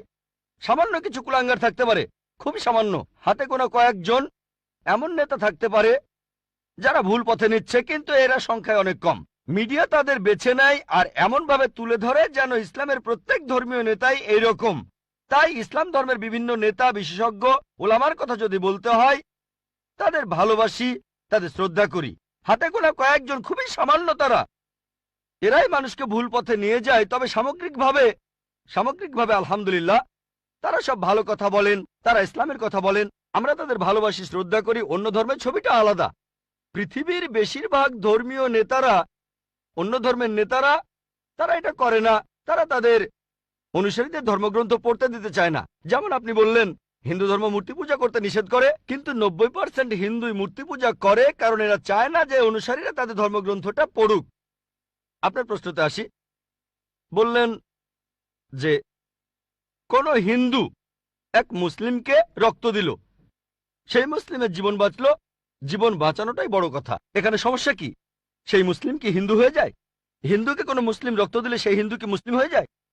আল্লাহ পবিত্রকরণে বলেছেন, সূরা মাইদার 32 নম্বর আয়াতে উল্লেখ করা হয়েছে, যদি কেউ কোনো মানুষের জীবন বাঁচায়, যদি কোনো লোক, হোক সে মুসলিম বা অমুসলিম, অন্য কোনো মানুষের জীবন বাঁচায়, হোক মুসলিম বা অমুসলিম, তাহলে সে যেন পুরো মানুষ জাতিকে বাঁচালো। তাহলে যদি কোনো মানুষ অন্য কাউকে রক্ত দেয় আর তার জীবন বাঁচায়, মুসলিম হিন্দুকে রক্ত দিক বা হিন্দু মুসলিমকে রক্ত দিক, সে যেন পুরো মানুষ জাতিকেই বাঁচালো। আরো বলছে, যদি কেউ কোনো মানুষকে হত্যা করে আর সেটা হত্যার অপরাধ বা বিশৃঙ্খলা তৈরির অপরাধ না হয়, তাহলে সে যেন পুরো মানুষ জাতিকেই হত্যা করলো। তবে কোনো মানুষের জীবন বাঁচানো ভালো কথা, একটা ভালো কাজ, উঁচু মানের কাজ। কিন্তু আগে একজন প্রশ্ন করেছিলেন, আল্লাহ কেন আমাদের সৃষ্টি করেছেন? আমি আগেও বলেছি যে পবিত্র কোরআনের সূরা মুলকে 2 নম্বর আয়াতে উল্লেখ করা হয়েছে, আল্লাহ জি খালাকাল মাউতা ওয়াল হায়াতা, আল্লাহ সৃষ্টি করেছেন জীবন ও মৃত্যু তোমাদের পরীক্ষা করার জন্য। কারো জীবন বাঁচানো খুবই ভালো কাজ, কিন্তু কারো আখিরাত বাঁচানো সেটা আরো ভালো কাজ। আর সেজন্যই আমি আগে ডাক্তার ছিলাম। এটাই হলো শ্রেষ্ঠ পেশা, মানুষের জীবন বাঁচানো। আমি ডাক্তার হতে চেয়েছিলাম কারণ ভেবেছিলাম এটা মহান পেশা, আসলেও তাই। তবে এর চাইতেও ভালো আছে। পবিত্র কোরআনের সূরা ফুসিলাতের 33 নম্বর আয়াতে উল্লেখ করা হয়েছে, वमन हसन कौला मिम्मन दुआ इलल्लाहि व अमिल सालिहान व क़ाला इन्ननी मिनल मुस्लिमीन। কথাই কে উত্তম সেই ব্যক্তির চাইতে যে আল্লাহর পথে মানুষকে আহ্বান করে, যে সৎকর্ম করে আর বলে আমি তাদের অন্তর্ভুক্ত যারা আল্লাহর কাছে আত্মসমর্পণ করে। তাই আমি একজন শরীরের ডাক্তার থেকে হয়েছে আত্মার ডাক্তার, এটা আরো ভালো পেশা। তাহলে রক্ত দিয়ে কারো জীবন বাঁচানো ভালো কথা, তবে কাউকে সত্যিটা জানানো, তার আখিরাতটা বাঁচানো আরো ভালো। আমার কাজ হলো সব মানুষের কাছে ধর্ম প্রচার করা। মুসলিমদের বলি কোরআন মেনে চলুন, অনুসরণ করুন, আর শেষ নবীকে মেনে চলুন। আমি বলি হিন্দু খ্রিস্টান বৌদ্ধদের যেটা কমন অন্তত সেটা মেনে নেন। আপনাদের আর আমাদের ধর্মগ্রন্থে যেটা কমন, যে কথাগুলো আলাদা সেগুলো নিয়ে পরে আলোচনা করব। যেগুলো কমন অন্তত সেগুলো মেনে নেন। আমি বাঁচাতে চাইছি তার আখিরাতকে। আখিরাতকে বাঁচানো এই ইহকালের জীবন বাঁচানোর চাইতে বেশি গুরুত্বপূর্ণ। এই জীবনটাও ভালো গুরুত্বপূর্ণ। যখন দোয়া করি দুটোর জন্য দোয়া করি, রাব্বানা আতিনা ফিদ দুনিয়া হাসানাতা ওয়া ফিল আখিরাতি হাসানাতা ওয়া কিনা আযাবান্নার। হে আল্লাহ, আমাকে এই ইহকাল ও পরকালে ভালো রাখো এবং আমাকে দোজখের আগুন থেকে রক্ষা করো। তবে পরকাল অনেক উপরে এই জীবনের চাইতে। সেজন্য কোরআনের সূরা তাহরিমের 11 নম্বর আয়াতে উল্লেখ করা হয়েছে যে ফেরাউনের স্ত্রী হযরত আসিয়া রাদিয়াল্লাহু আনহা, তিনি আল্লাহ তাআলার কাছে বলেছিলেন, হে আল্লাহ, আমি এই পৃথিবীর সমস্ত ধন সম্পদের বিনিময়ে, তিনি ছিলেন তখন পৃথিবীর সবচেয়ে ধনী মানুষের স্ত্রী। সে সময় পৃথিবীর সবচেয়ে শক্তিশালী মানুষ ছিল ফারাও। তার স্ত্রী আল্লাহর কাছে দোয়া করলেন, আমি এই পৃথিবীর সমস্ত ধন সম্পদের বিনিময়ে জান্নাতে একটি ঘর চাই তোমার কাছে। তাহলে পৃথিবীর সবচাইতে ধনী লোকের স্ত্রী তার সব সম্পদের বিনিময়ে চাচ্ছেন আখিরাত। ভাই, আপনার সঙ্গে একমত, মানুষকে ভালোবাসতে হবে, এটা খুব ভালো কাজ। তবে কারো পরকালের জীবন বাঁচানো সেটা আরো ভালো কাজ। আমি এখানে কি করছি? মানুষকে বলছি সাদৃশ্যগুলো দেখেন। যেগুলো কমন সেই জিনিসগুলো অন্তত মেনে চলেন, যেগুলো আলাদা সেগুলো বাদ দেন। যেটা কমন সেটা অন্তত মেনে চলেন, যে মূর্তি পূজা করা যাবে না, আল্লাহ কেবলমাত্র একজন, অন্তিম ঋষিকে মানতে হবে, তাহলে আমরা এক হব। নাম দিয়ে কেউ কখনো মুসলিম হয় না। আব্দুল্লাহ জাকির সুলতান মুসলিম মানে যে আল্লাহর কাছে নিজের ইচ্ছাকে সমর্পণ করে। আগে এক বোনকে আমি বলেছিলাম আল্লাহর কাছে আত্মসমর্পণ করুন, এখন আপনাকেও বলছি আল্লাহর কাছে আত্মসমর্পণ করুন। আর আল্লাহর ওহী এই লাস্ট টেস্টামেন্ট, খ্রিস্টানরা বলে ওল্ড টেস্টামেন্ট আর নিউ টেস্টামেন্ট, এটা হলো আল্লাহ তাআলার লাস্ট টেস্টামেন্ট, পবিত্র কোরআন। এটার কথা আপনাদের ধর্মগ্রন্থ আছে, সেটা আপনাদের মানতে হবে। এটা বাইবেলেও আছে, সেটা মেনে চলতে হবে। আমি অনুরোধ করবো, আসেন আমরা সবাই মিলেমিশে থাকি, সবাই একসাথে থাকি আর আল্লাহ তাআলার কাছে আত্মসমর্পণ করি। মানুষ সাধারণত লেভেল জিনিসটা পছন্দ করে না, জানো লেভেলটা গুরুত্বপূর্ণ নয়। পবিত্র কোরআনের সূরা ইমরানের 19 নম্বর আয়াতে উল্লেখ করা হয়েছে, ইন্নাদ-দীনা ইনদাল্লাহিল ইসলাম, আল্লাহ তাআলার কাছে একমাত্র যে ধর্মটা গ্রহণযোগ্য সেটা আল্লাহর কাছে আত্মসমর্পণ করা। যদি আল্লাহর কাছে নিজের ইচ্ছাকে সমর্পণ করেন, আপনার আখিরাত পরকালের জীবনটা বেঁচে যাবে।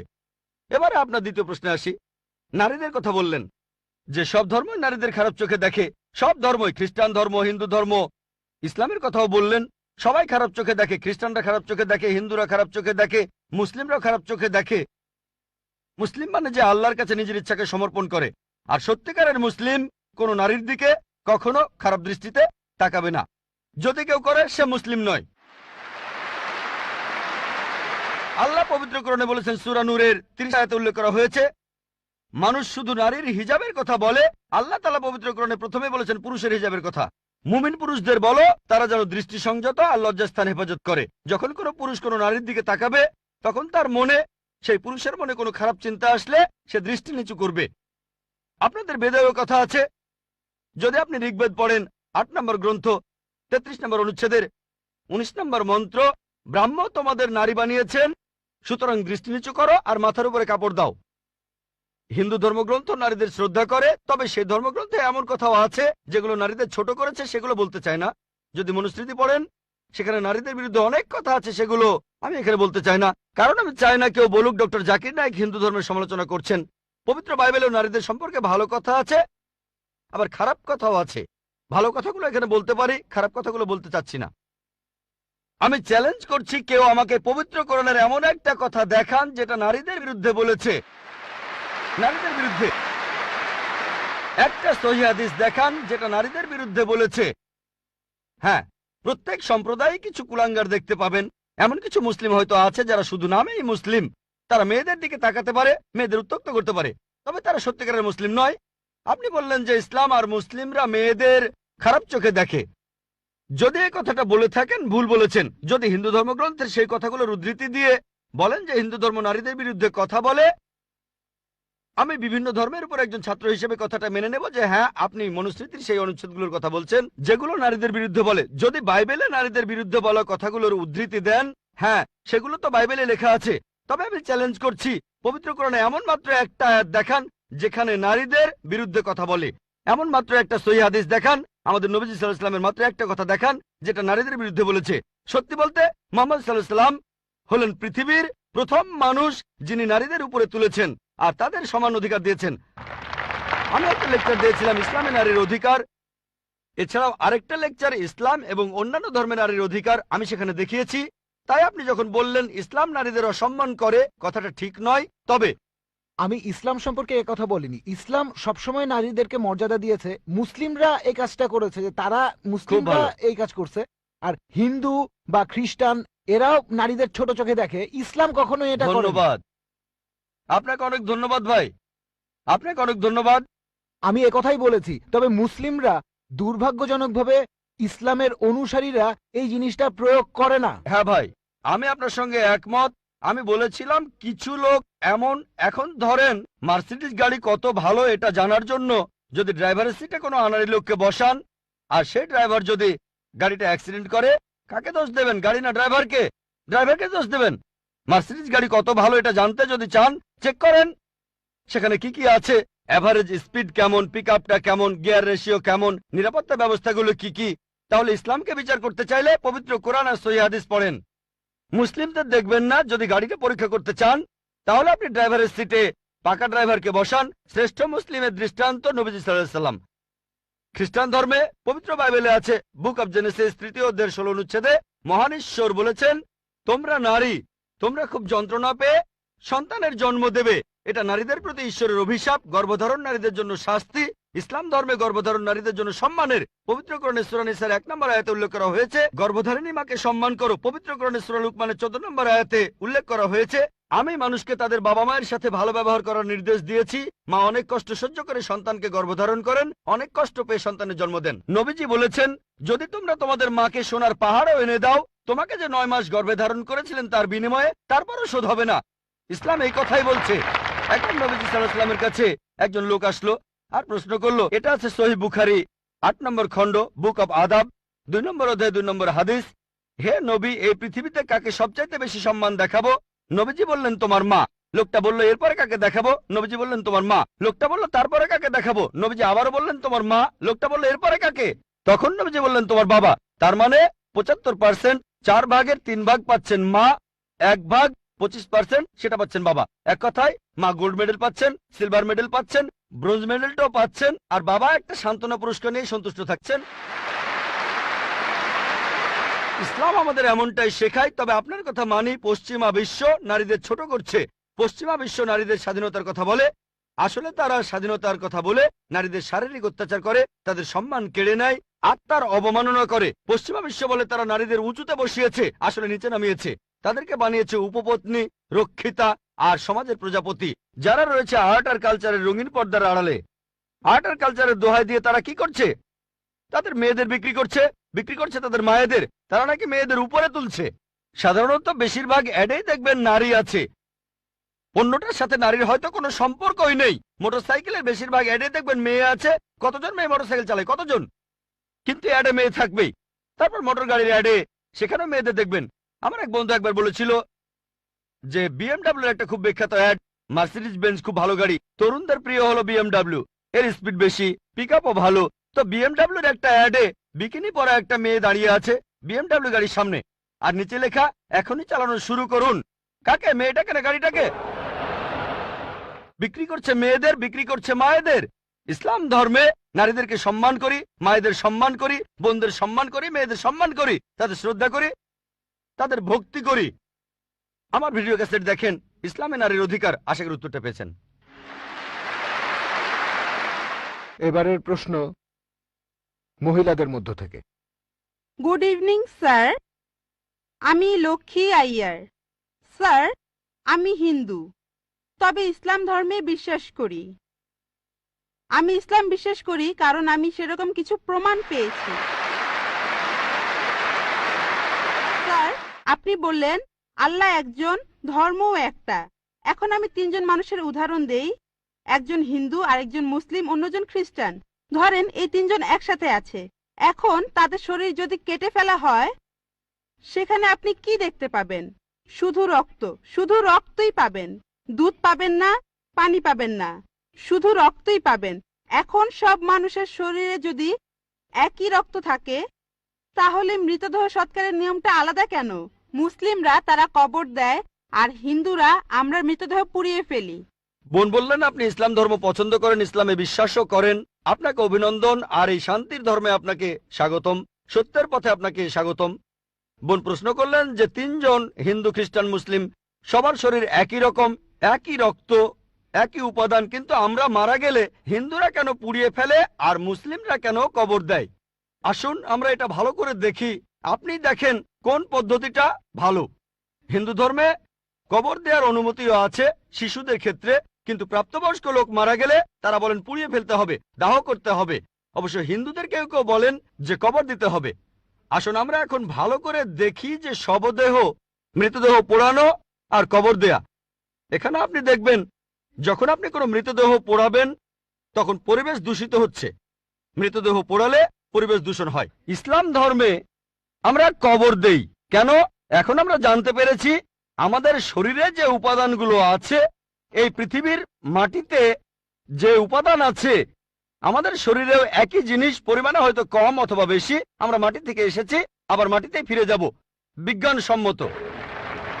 এটা হচ্ছে 1 নম্বর পয়েন্ট। দাহ করলে আগুন ধরানো হয়, পরিবেশ দূষিত হয়। ইসলাম অনুযায়ী আমরা কবর দেই আর জমি উর্বর হয়, পোড়ানো হয় না বলে পরিবেশ দূষিত হয় না। 2 নম্বর পয়েন্ট, মৃতদেহ পোড়াতে গেলে আপনাকে গাছ কাটতে হবে, গাছপালা কমে যাবে, পরিবেশের অবস্থা তখন খারাপ হয়ে যাবে। ইসলাম অনুযায়ী আমরা কবর দেই, জমি উর্বর হয়, আরো গাছ জন্মায়, এটা তখন হয়ে যায় সার। এখানে গাছ কাটার দরকার নেই, পরিবেশের জন্য ভালো। আমাদের সরকার এখন বলে গাছ কাটবেন না। গাছ না কাটলে মৃতদেহগুলো পোড়াবেন কিভাবে? 3 নম্বর পয়েন্ট, পোড়ালে খরচ বেশি। ইন্ডিয়ার পরিসংখ্যান অনুযায়ী প্রতি বছর হাজার হাজার লক্ষ লক্ষ কোটি টাকা খরচ হয়ে যাচ্ছে। প্রতিদিন কোটি কোটি টাকা খরচ হচ্ছে, প্রতি বছর লক্ষ লক্ষ কোটি টাকা খরচ হচ্ছে শুধু গাছের পেছনে আর মৃতদেহ পোড়ানোর পেছনে। ইসলাম অনুযায়ী আমরা কবর দেই, এটা সস্তা, ফ্রি। 5 নম্বর পয়েন্ট, মৃতদেহ পোড়ালে গাছের কাঠ পুড়ে হয়ে যায় চারকল, ছাই। ইসলামে একটা জায়গায় কাউকে কবর দিলে কয়েক বছর পরে সেখানে আরেকজনকে কবর দেয়া যাবে। এটা সব সময় চলবে। আপনি রিসাইকেল করতে পারবেন। একই জমি কয়েক বছর পরে মৃতদেহের হাড়গোড় আলাদা হয়ে গেলে আবার কবর দিতে পারবেন। তাহলে যুক্তি আর বিজ্ঞান দিয়ে যদি যাচাই করেন, এটাই বিজ্ঞানসম্মত, অনেক মানবিক, অনেক ভালো। কবর দেয়া পোড়ানোর চাইতে অনেক ভালো। আশা করি উত্তরটা পেয়েছেন। আমার নাম বিনয় কুমার, আমি একজন আর্টিস্ট, একজন পেইন্টার। আপনাকে আমি একটা প্রশ্ন করব যে আপনার ওয়েবসাইটে 2টা যুক্তি দেখিয়েছিলেন যে মোহাম্মদ বাইবেল থেকে কিছু কপি করেননি অথবা অন্য কোনো বই থেকেও কপি করেননি। সেখানে উত্তর দিতে গিয়ে আপনি বলেছেন যে নবী মুহাম্মদের সময় বাইবেলের কোনো আরবি অনুবাদ ছিল না, কিন্তু সহিহ আল বুখারী 6 নম্বর খণ্ডের 60 নম্বর গ্রন্থ 478 নম্বর হাদিস বলছে যে গসপেলগুলো আরবিতে অনুবাদ করা হয়েছিল, করেছিলেন বারাকা। এখানে আরেকটা ব্যাপার হলো, বললেন মুহাম্মদ ছিলেন নিরক্ষর, সেজন্য তিনি বই পড়তে পারতেন না, যেমন পবিত্র বাইবেল। কিন্তু আমি এই উত্তরে সন্তুষ্ট নই, কারণ অন্যান্য ধর্মগ্রন্থের কথাগুলো ধার করার জন্য মুহাম্মদকে শিক্ষিত হওয়ার কোনো প্রয়োজন নেই। সেখানে প্রয়োজন ছিল যে মুহাম্মদ সেগুলো শুনবেন আর নিজের ইচ্ছে মতো বেছে নেবেন। এই কথাগুলো শোনার পরে মুহাম্মদ সেগুলো সংশোধন করেছেন। তারপর তিনি ধর্মীয় আবরণে সেটাকে ঢেকে দিয়েছেন আর দাবি করেছেন এটা আল্লাহর আসমানি কিতাব। ভাই, আপনি খুব সুন্দর প্রশ্ন করেছেন। আমাদের ওয়েবসাইটে গিয়েছেন শুনে খুব ভালো লাগছে। ইনশাল্লাহ আপনি সত্যের পথে আসবেন। আমার ধারণা আপনি খ্রিস্টান। আপনার নাম হলো বিনয় কুমার, মনে হচ্ছে আপনি খ্রিস্টান। ভাই বললেন আমি দুটো যুক্তি দেখিয়েছি। দুটো না, অনেকগুলো যুক্তি দেখিয়েছি। আপনি বেছে নিয়েছেন দুটো। না না, ঠিক আছে, আপনার চোখে পড়েছে ওই দুটো। তবে আমি দুটো যুক্তি দেখাইনি, এই দুটো ছাড়াও আরো যুক্তি দেখিয়েছি। একটা যুক্তি দেখিয়েছিলাম যে নবীজি সাল্লাল্লাহু আলাইহি সাল্লাম ছিলেন উম্মি। আল্লাহ পবিত্র কোরআনে বলেছেন, সূরা আনকাবুতের 48 নম্বর আয়াতে উল্লেখ করা হয়েছে যে আমি সর্বশেষ নবীকে পাঠিয়েছি নিরক্ষর, যাতে করে মিথ্যাচারীরা কোন রকম সন্দেহ পোষণ না করে। এটা অবশ্যই মানবেন। একজন নিরক্ষর অন্যজন পড়তে পারে, নিরক্ষরের জন্য কাজটা কঠিন, এটা অবশ্যই মানবেন। কি বলেন? আরো কঠিন? কঠিন হবে। আর যে লোক পড়তে পারে তার পক্ষে নকল করা সহজ কাজ। সে পড়তেও পারে, শুনতেও পারে। যে মানুষটা নিরক্ষর সে শুধু শুনতে পারে।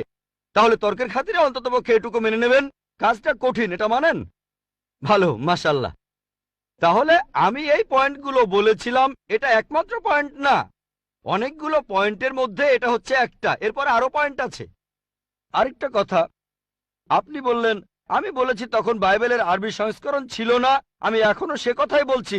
আপনি বলেন সহিহ বুখারীর 8 নম্বর খণ্ডে আছে যে বারাকা, হ্যাঁ, গসপেল সম্পর্কে তিনি জানতেন।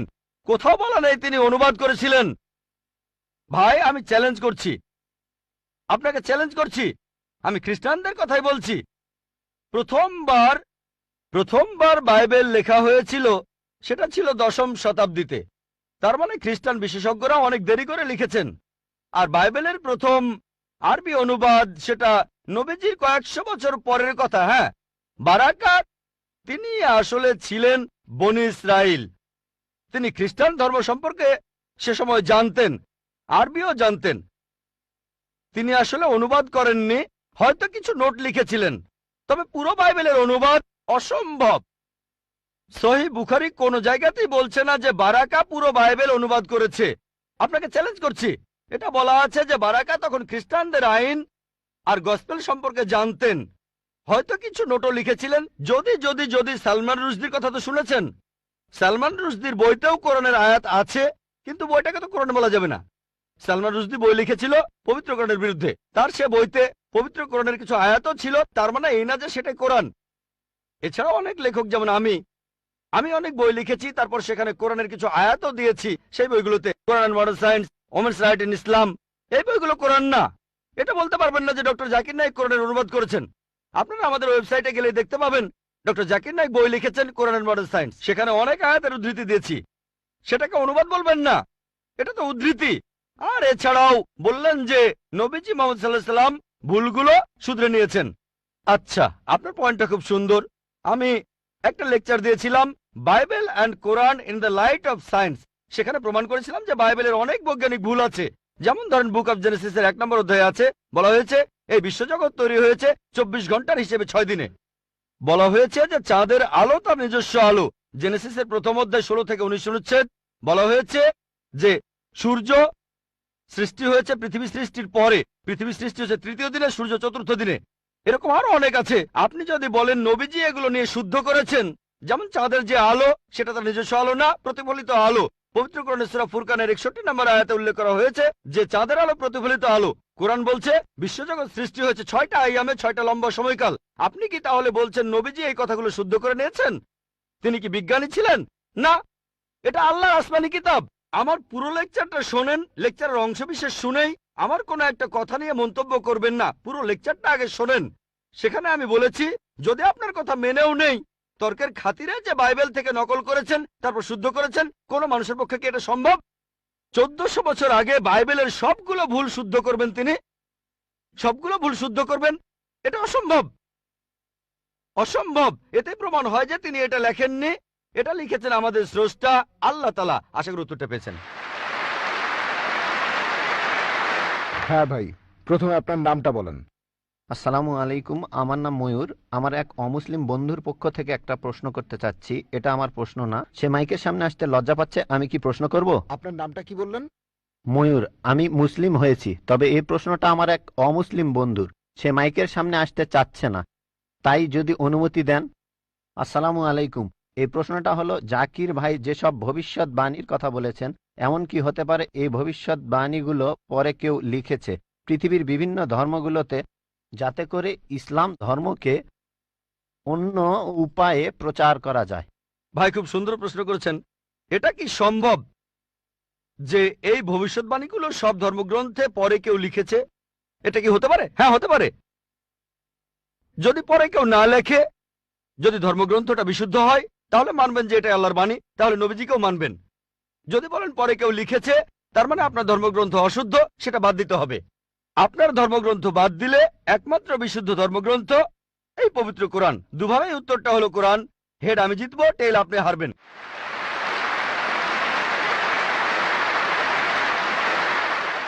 এবারে প্রশ্ন করা হচ্ছে মহিলাদের মধ্য থেকে। কোনো অমুসলিম বোন মাইকের সামনে এসে প্রশ্ন করবেন প্লিজ। আদাব ডক্টর জাকির নায়েক স্যার, আমার নাম ভেঙ্কটামা। আমি গত কয়েক বছর ধরে এক মুসলিম মহিলার সাথে আছি। আমার প্রশ্নটা হলো, সবাই বলে কোনো ধর্মই খারাপ কথা বলে না, কিন্তু মুসলিমরা কেন অন্য ধর্মের লোকদের ইসলাম গ্রহণ করতে বলে?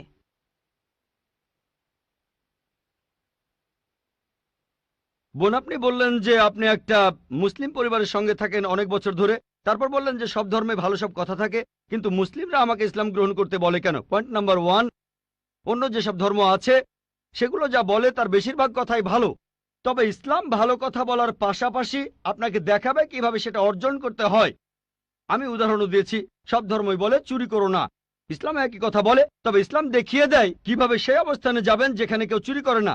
জাকাত দেন, সাহায্য করেন, এরপর কেউ চুরি করলে তার হাত কেটে ফেলেন, তাহলে চুরি করা বন্ধ হয়ে যাবে, কোনো অপরাধ থাকবে না। এজন্যই আমি বলেছিলাম যে ইসলাম ভালো কথা বলার পাশাপাশি আপনাকে দেখিয়ে দেবে কিভাবে সেটা অর্জন করতে হয়।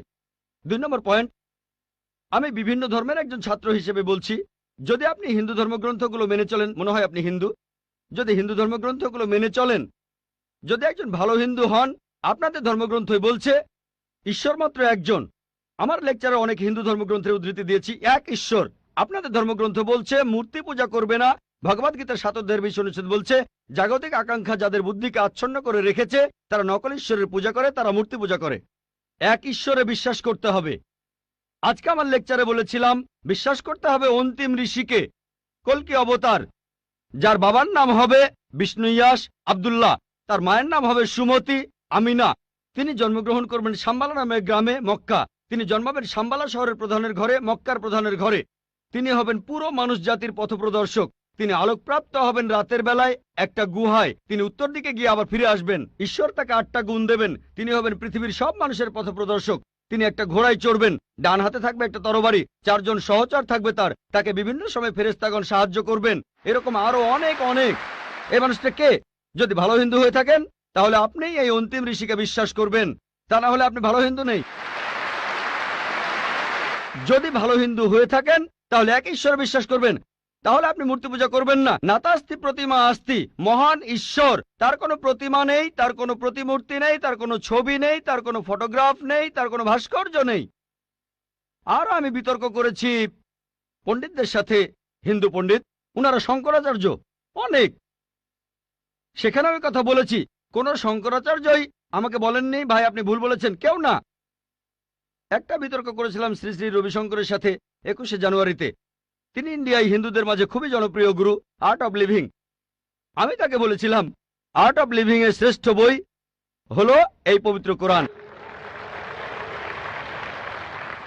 আমি তাকে মুসলিমদের এই আর্ট অব লিভিং এ আমন্ত্রণ জানিয়েছিলাম। আমরা সংখ্যায় এখন 130 কোটি, 130 কোটি মুসলিম।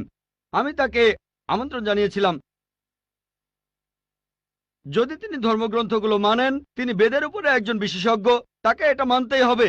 একইভাবে বোন, আপনাকে বুঝতে হবে অন্য সব ধর্মগ্রন্থগুলো হয়তো আল্লাহর বাণী আপনি বলছেন, সময় বদলানোর সাথে সাথে সেগুলোও কিন্তু বদলে গেছে। স্বামী বিবেকানন্দ বলেছেন বেদের 99%ই হারিয়ে গেছে, বাকি যে 1% আছে সেটা আমাদের কঠোরভাবে মানতে হবে। কঠোরভাবে মানে অন্তিম ঋষিকেও মানতে হবে। তাহলে কঠোরভাবে মানলে আপনি মোহাম্মদ সাল্লাল্লাহু আলাইহি সাল্লামকেও মানবেন, আপনি কোরআনকেও মানবেন, আর আমি আপনাকে এখানে আমন্ত্রণ জানাচ্ছি, এই শান্তির ধর্মে আমন্ত্রণ জানাচ্ছি, যাতে করে আপনি আল্লাহর কাছাকাছি আসতে পারেন। এবারের প্রশ্ন বাম দিকের মাইক থেকে। গুড ইভিনিং, আমি একটা প্রশ্ন করব, তার আগে বলে নেই আমার নাম রমেশ কুমার, নয়াদিল্লি থেকে এসেছি, পেশায় একজন ধর্মযাজক। ভাই, আপনার লেকচারে আপনি বললেন কোরআন হলো চূড়ান্ত। আচ্ছা, কিন্তু আমার একটা প্রশ্ন আছে যে ইয়ামামার যুদ্ধে সে সময় কোরআনের অনেক হাফেজ মারা গিয়েছিলেন। অনেকে মনে করেন যে আবু বক্করের সময় পবিত্র কোরআন হারিয়ে গেছে। আর সহিহ আল বুখারীর 6 নম্বর খণ্ডের 510 নম্বর হাদিস বলছে, যখন ইসলামের তৃতীয় খলিফা তিনি যখন হারেমিয়ার লোকদের সাথে যুদ্ধ করছিলেন, আর সে সময় তিনি পবিত্র কোরআনের কিছু আলাদা সংস্করণ পেলেন, তখন ওসমান কোরআন লিখলেন। আর একটা কথা, আল্লাহ পবিত্র কোরআনে বলেছেন 15:9, আমি কোরআন অবতীর্ণ করেছি, আমি সংরক্ষণ করব। কিন্তু কোরআন সংরক্ষিত হয়নি। আমি জানতে চাই যে কোরআন কখন বিকৃত হয়েছে, কেন বিকৃত হয়েছে, কোথায় বিকৃত হয়েছে, কে এটাকে বিকৃত করেছে, কখন বিকৃত হয়েছে, প্লিজ মন্তব্য করেন। ভাই, আপনি প্রশ্ন করলেন, আপনি পবিত্র কোরআনের সূরা হিজরের 9 নম্বর আয়াতের উদ্ধৃতি দিলেন, যেখানে আল্লাহ তাআলা বলেছেন যে আমি কোরআন অবতীর্ণ করেছি আর আমি সংরক্ষণ করব। তাহলে কোরআন বলছে যে কোরআন বিকৃত হয়নি, আল্লাহ বলেছেন কোরআন বিশুদ্ধ। তাহলে সহিহ বুখারী কেন বলছে যে কোরআন হারিয়ে গেছে? হযরত আবু বকরের সময়ে তৃতীয় খলিফা হযরত ওসমান আসলেন, তিনি কোরআনের অনেক সংস্করণ পেলেন, তারপরে এটা কিভাবে হলো?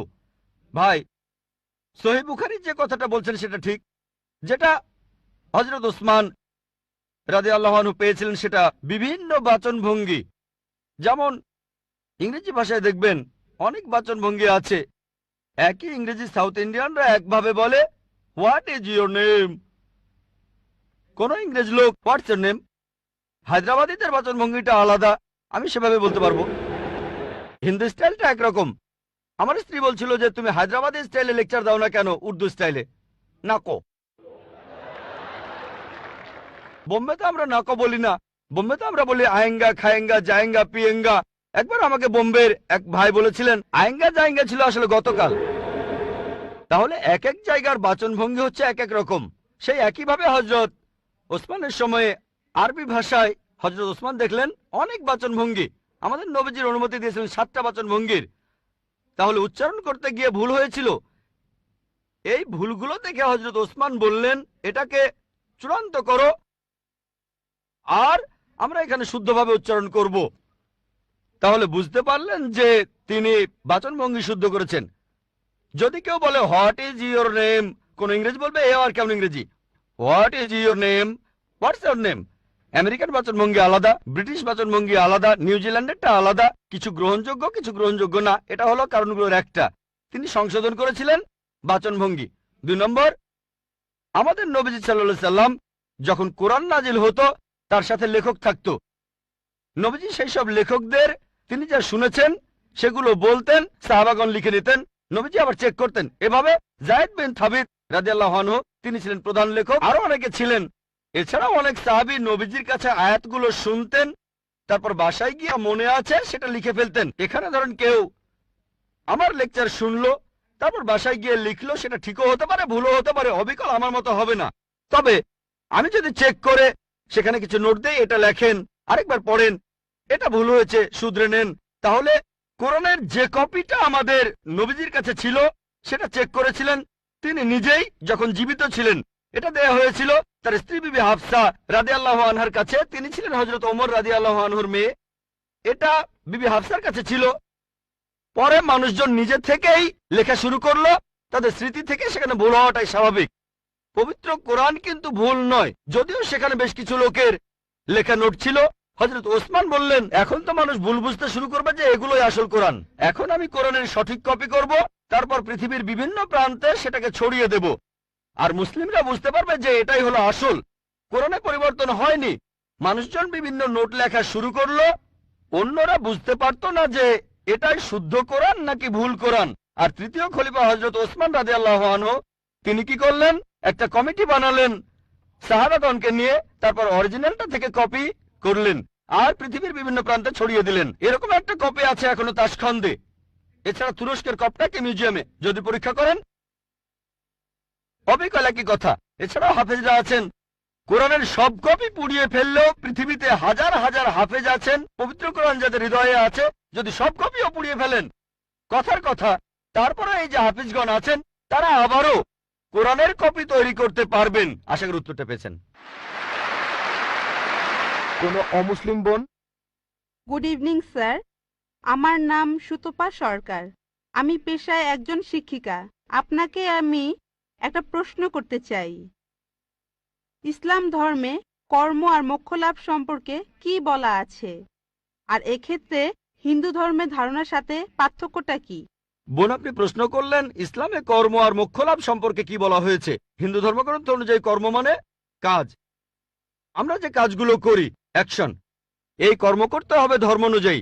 আর হিন্দু ধর্মের বিশেষজ্ঞরা একটা দর্শনে বিশ্বাস করেন যেটাকে বলা হয় সংস্কারা, জন্ম আর মৃত্যুর চক্র, জন্ম আবার মৃত্যু, যেটা হলো আবার জীবিত হওয়া অথবা মানুষের আত্মার ভ্রমণ করার থিওরি। তারা বিশ্বাস করে আপনি যেরকম কর্ম করবেন, যদি ভালো কাজ করেন পরবর্তী জীবনে আপনি জন্মাবেন কোন উচ্চ স্তরে, যদি খারাপ কাজ করেন পরবর্তী জীবনে আপনি জন্মাবেন কোন নিচু স্তরে। যদি ভালো কাজ করেন আপনি মানুষ হয়ে জন্মাবেন, খারাপ কাজ করলে পশু হয়ে জন্মাবেন, হয়তো ইঁদুর হবেন, বিড়াল হবেন বা তেলাপোকা হবেন। আর সেখানে যদি কিছুই না থাকে, ভালো খারাপ কিছুই না থাকে, তাহলে মোক্ষ লাভ করবেন, জন্ম মৃত্যুর চক্র থেকে বের হয়ে আসবেন। এটা হলো হিন্দু ধর্মের বিশেষজ্ঞদের দর্শন। তবে বেদে এর কোন রকম উল্লেখ নেই। বেদ হলো হিন্দুদের সর্বোচ্চ ধর্মগ্রন্থ, সেখানে উল্লেখ নেই। তারা বলতে চায় যে এই কথাগুলো ভগবদ গীতায় আছে। ভগবদ গীতায় বলা হয়েছে 2 নম্বর অধ্যায়ের 22 নম্বর অনুচ্ছেদে, যেভাবে একটা শরীর পোশাক বদলায় তারপরে নতুন পোশাক পরে, একইভাবে আত্মা নতুন শরীরে প্রবেশ করে। হিন্দু ধর্মগ্রন্থগুলোতে পুনর্জন্ম বলে একটা কথা আছে। এটা আছে ঋগ্বেদ 10 নম্বর গ্রন্থ 16 নম্বর অনুচ্ছেদের 4 ও 5 পরিচ্ছেদে। পুনর্মানে পরবর্তী, জন্ম মানে জীবন, পরবর্তী জীবন। আমরা পরের জীবনে বিশ্বাস করি যে পৃথিবীতে একবার আসব, মাত্র একবারই আসব। আমরা পৃথিবীতে একবার আসব, আল্লাহর আদেশে মারা যাব, পৃথিবীতে একবারই আসব, একবারই মারা যাব, পরবর্তীতে আখিরাতে গিয়ে আবার জীবিত হব। তাহলে ইসলাম অনুযায়ী আমরা এই পৃথিবীতে একবারই আসব, তারপর আমরা আল্লাহর আদেশে কিয়ামতের দিনে আবার জীবিত হব। কাজের উপর নির্ভর করে বেহেশত বা দোজখে যাবেন, স্বর্গ বা নরকে, বেদ এমন কথাই বলছে। কিন্তু তারা এটা বোঝে না, হিন্দু বিশেষজ্ঞরা, যে কেন মানুষ জন্মায় বোবা হয়ে, জন্মায় অন্ধ হয়ে, কেউ গরিব হয়, আবার কেউ ধনী হয়, কেউ বা স্বাস্থ্যবান। ঈশ্বর তো কোনো অন্যায় করেন না। তাই তারা একটা দর্শন আনলো যে জন্ম মৃত্যু, আত্মার ভ্রমণ করে বেড়ানো। বেদের কোথাও এই কথার উল্লেখ নেই। এমনকি ভগবদ গীতাও এমন কথা বলছে, পুরনো পোশাক বাদ দিয়ে শরীর যেমন নতুন পোশাক পরে, একইভাবে আত্মা পুরনো শরীর ছেড়ে নতুন শরীরে যায়। একবার, আমার কোনো আপত্তি নেই, একবার মারা যাবেন, একবারই পুনরুজ্জীবিত হবেন। তবে ইসলামে এই প্রশ্নটার উত্তর রয়েছে। হিন্দু বিশেষজ্ঞরা এটা বুঝতে পারে না যে ঈশ্বর কেন এমন করবেন। কিছু মানুষ জন্ম থেকে বোবা, কেউ বা স্বাস্থ্যবান, কারো হার্টের সমস্যা, কেউ গরিব আবার কেউ ধনী। ইসলাম বলে, পবিত্র কোরআনের সূরা মুলকের 2 নম্বর আয়াতে উল্লেখ করা হয়েছে, আল্লাহ জি খালাকাল মাউতা ওয়াল হায়াতা, আল্লাহ সৃষ্টি করেছেন জীবন ও মৃত্যু তোমাদেরকে পরীক্ষা করার জন্য। এই জীবনটা পরকালের জন্য পরীক্ষা। এখন কেউ হয়তো জন্মায় গরিব হয়ে, কেউ ধনী হয়ে। ধনীদের ক্ষেত্রে কোরআন বলছে তাদেরকে জাকাত দিতে হবে। যদি আপনার সঞ্চয় 85 গ্রাম স্বর্ণের চাইতে বেশি হয়, নিসাবের তুলনায় বেশি হয়, তাহলে 2.5% জাকাত প্রতি হিজরি সালে দিতে হবে। ধনীরা জাকাত দিতে পারে, নাও দিতে পারে, অর্ধেকও দিতে পারে, হয় সে 100 তে 100 পাবে অথবা 50 পেতে পারে। কোনো জাকাত না দিলে সে 0 পাবে। কিন্তু গরিব লোকের ক্ষেত্রে জাকাত দিতে হবে না, সে জাকাতের পরীক্ষায় 100 তে 100 পাবে। আমরা বলি এত গরিব লোক, কিন্তু গরিব জাকাতের পরীক্ষায় 100 তে 100 পাবে, 100 তে 100। আর আমাদের নবীজি বলেছেন ধনী লোকের জন্য বেহেশতে যাওয়া গরিব লোকের চাইতে কঠিন। ধনীরা ভাবতে পারে, ও আমাকে এত জাকাত দিতে হবে, আমি দিতেও পারি আবার নাও দিতে পারি। সবচেয়ে ভালো কাজ হলেও সর্বোচ্চ পেতে পারেন 100 তে 100। গরিব লোক এখানে পুরো নম্বর পেয়েছে। তাই এক একজনের পরীক্ষা এক এক রকম। কেউ বা স্বাস্থ্যবান, আবার কেউ হয়তো সে জন্ম থেকেই অসুস্থ। এটা আমরা মানি না যে আগের জন্মের পাপের কারণে কেউ অন্ধ হয়ে জন্মেছে। এটা পরকালের জন্য পরীক্ষা। এমন না যে সে পাপ করেছে, হয়তো এটা বাবা মায়ের জন্য পরীক্ষা। পবিত্র কোরআনের সূরা আনফালের 28 নম্বর আয়াতে উল্লেখ করা হয়েছে, তোমাদের সম্পদ ও সন্তানরা তোমাদের জন্য পরীক্ষা। হয়তো আল্লাহ বাবা মাকে পরীক্ষা করছেন, হয়তো তারা ধার্মিক, আর দেখা গেল যে তাদের সন্তান একেবারে জন্ম থেকে অসুখ। দেখে কেউ হয়তো বলবে আমি আল্লাহকে বিশ্বাস করি না, যারা ইমানদার তারা বলবে এখনো আল্লাহকে বিশ্বাস করি। আল্লাহ পরীক্ষা করছেন, যত কঠিন পরীক্ষা তত বড় পুরস্কার। হয়তো আল্লাহ তাদের দেবেন জান্নাতুল ফেরদৌস। ধরেন যদি গ্র্যাজুয়েশন পাশ করেন, আপনি হবেন বিএ, বিএসসি বা বিকম। যদি পাশ করেন এমবিবিএস, আপনি হবেন ডাক্তার।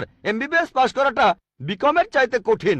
যত কঠিন পরীক্ষা তত দামি ডিগ্রি। আমরা মানি কেউই পাপী হয়ে জন্মায় না, প্রত্যেকে জন্মায় মাসুম হয়ে।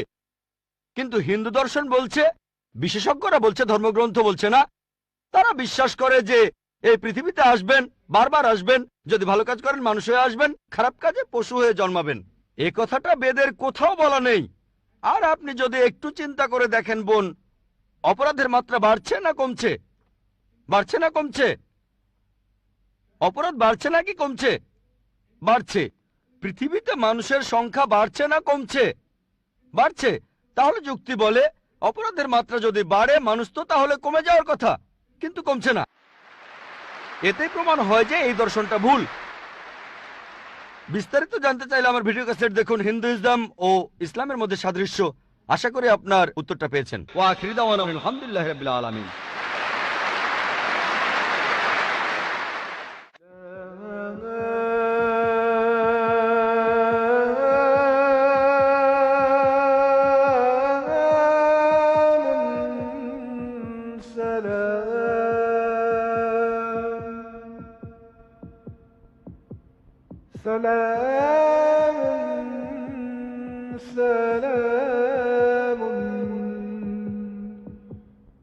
سلام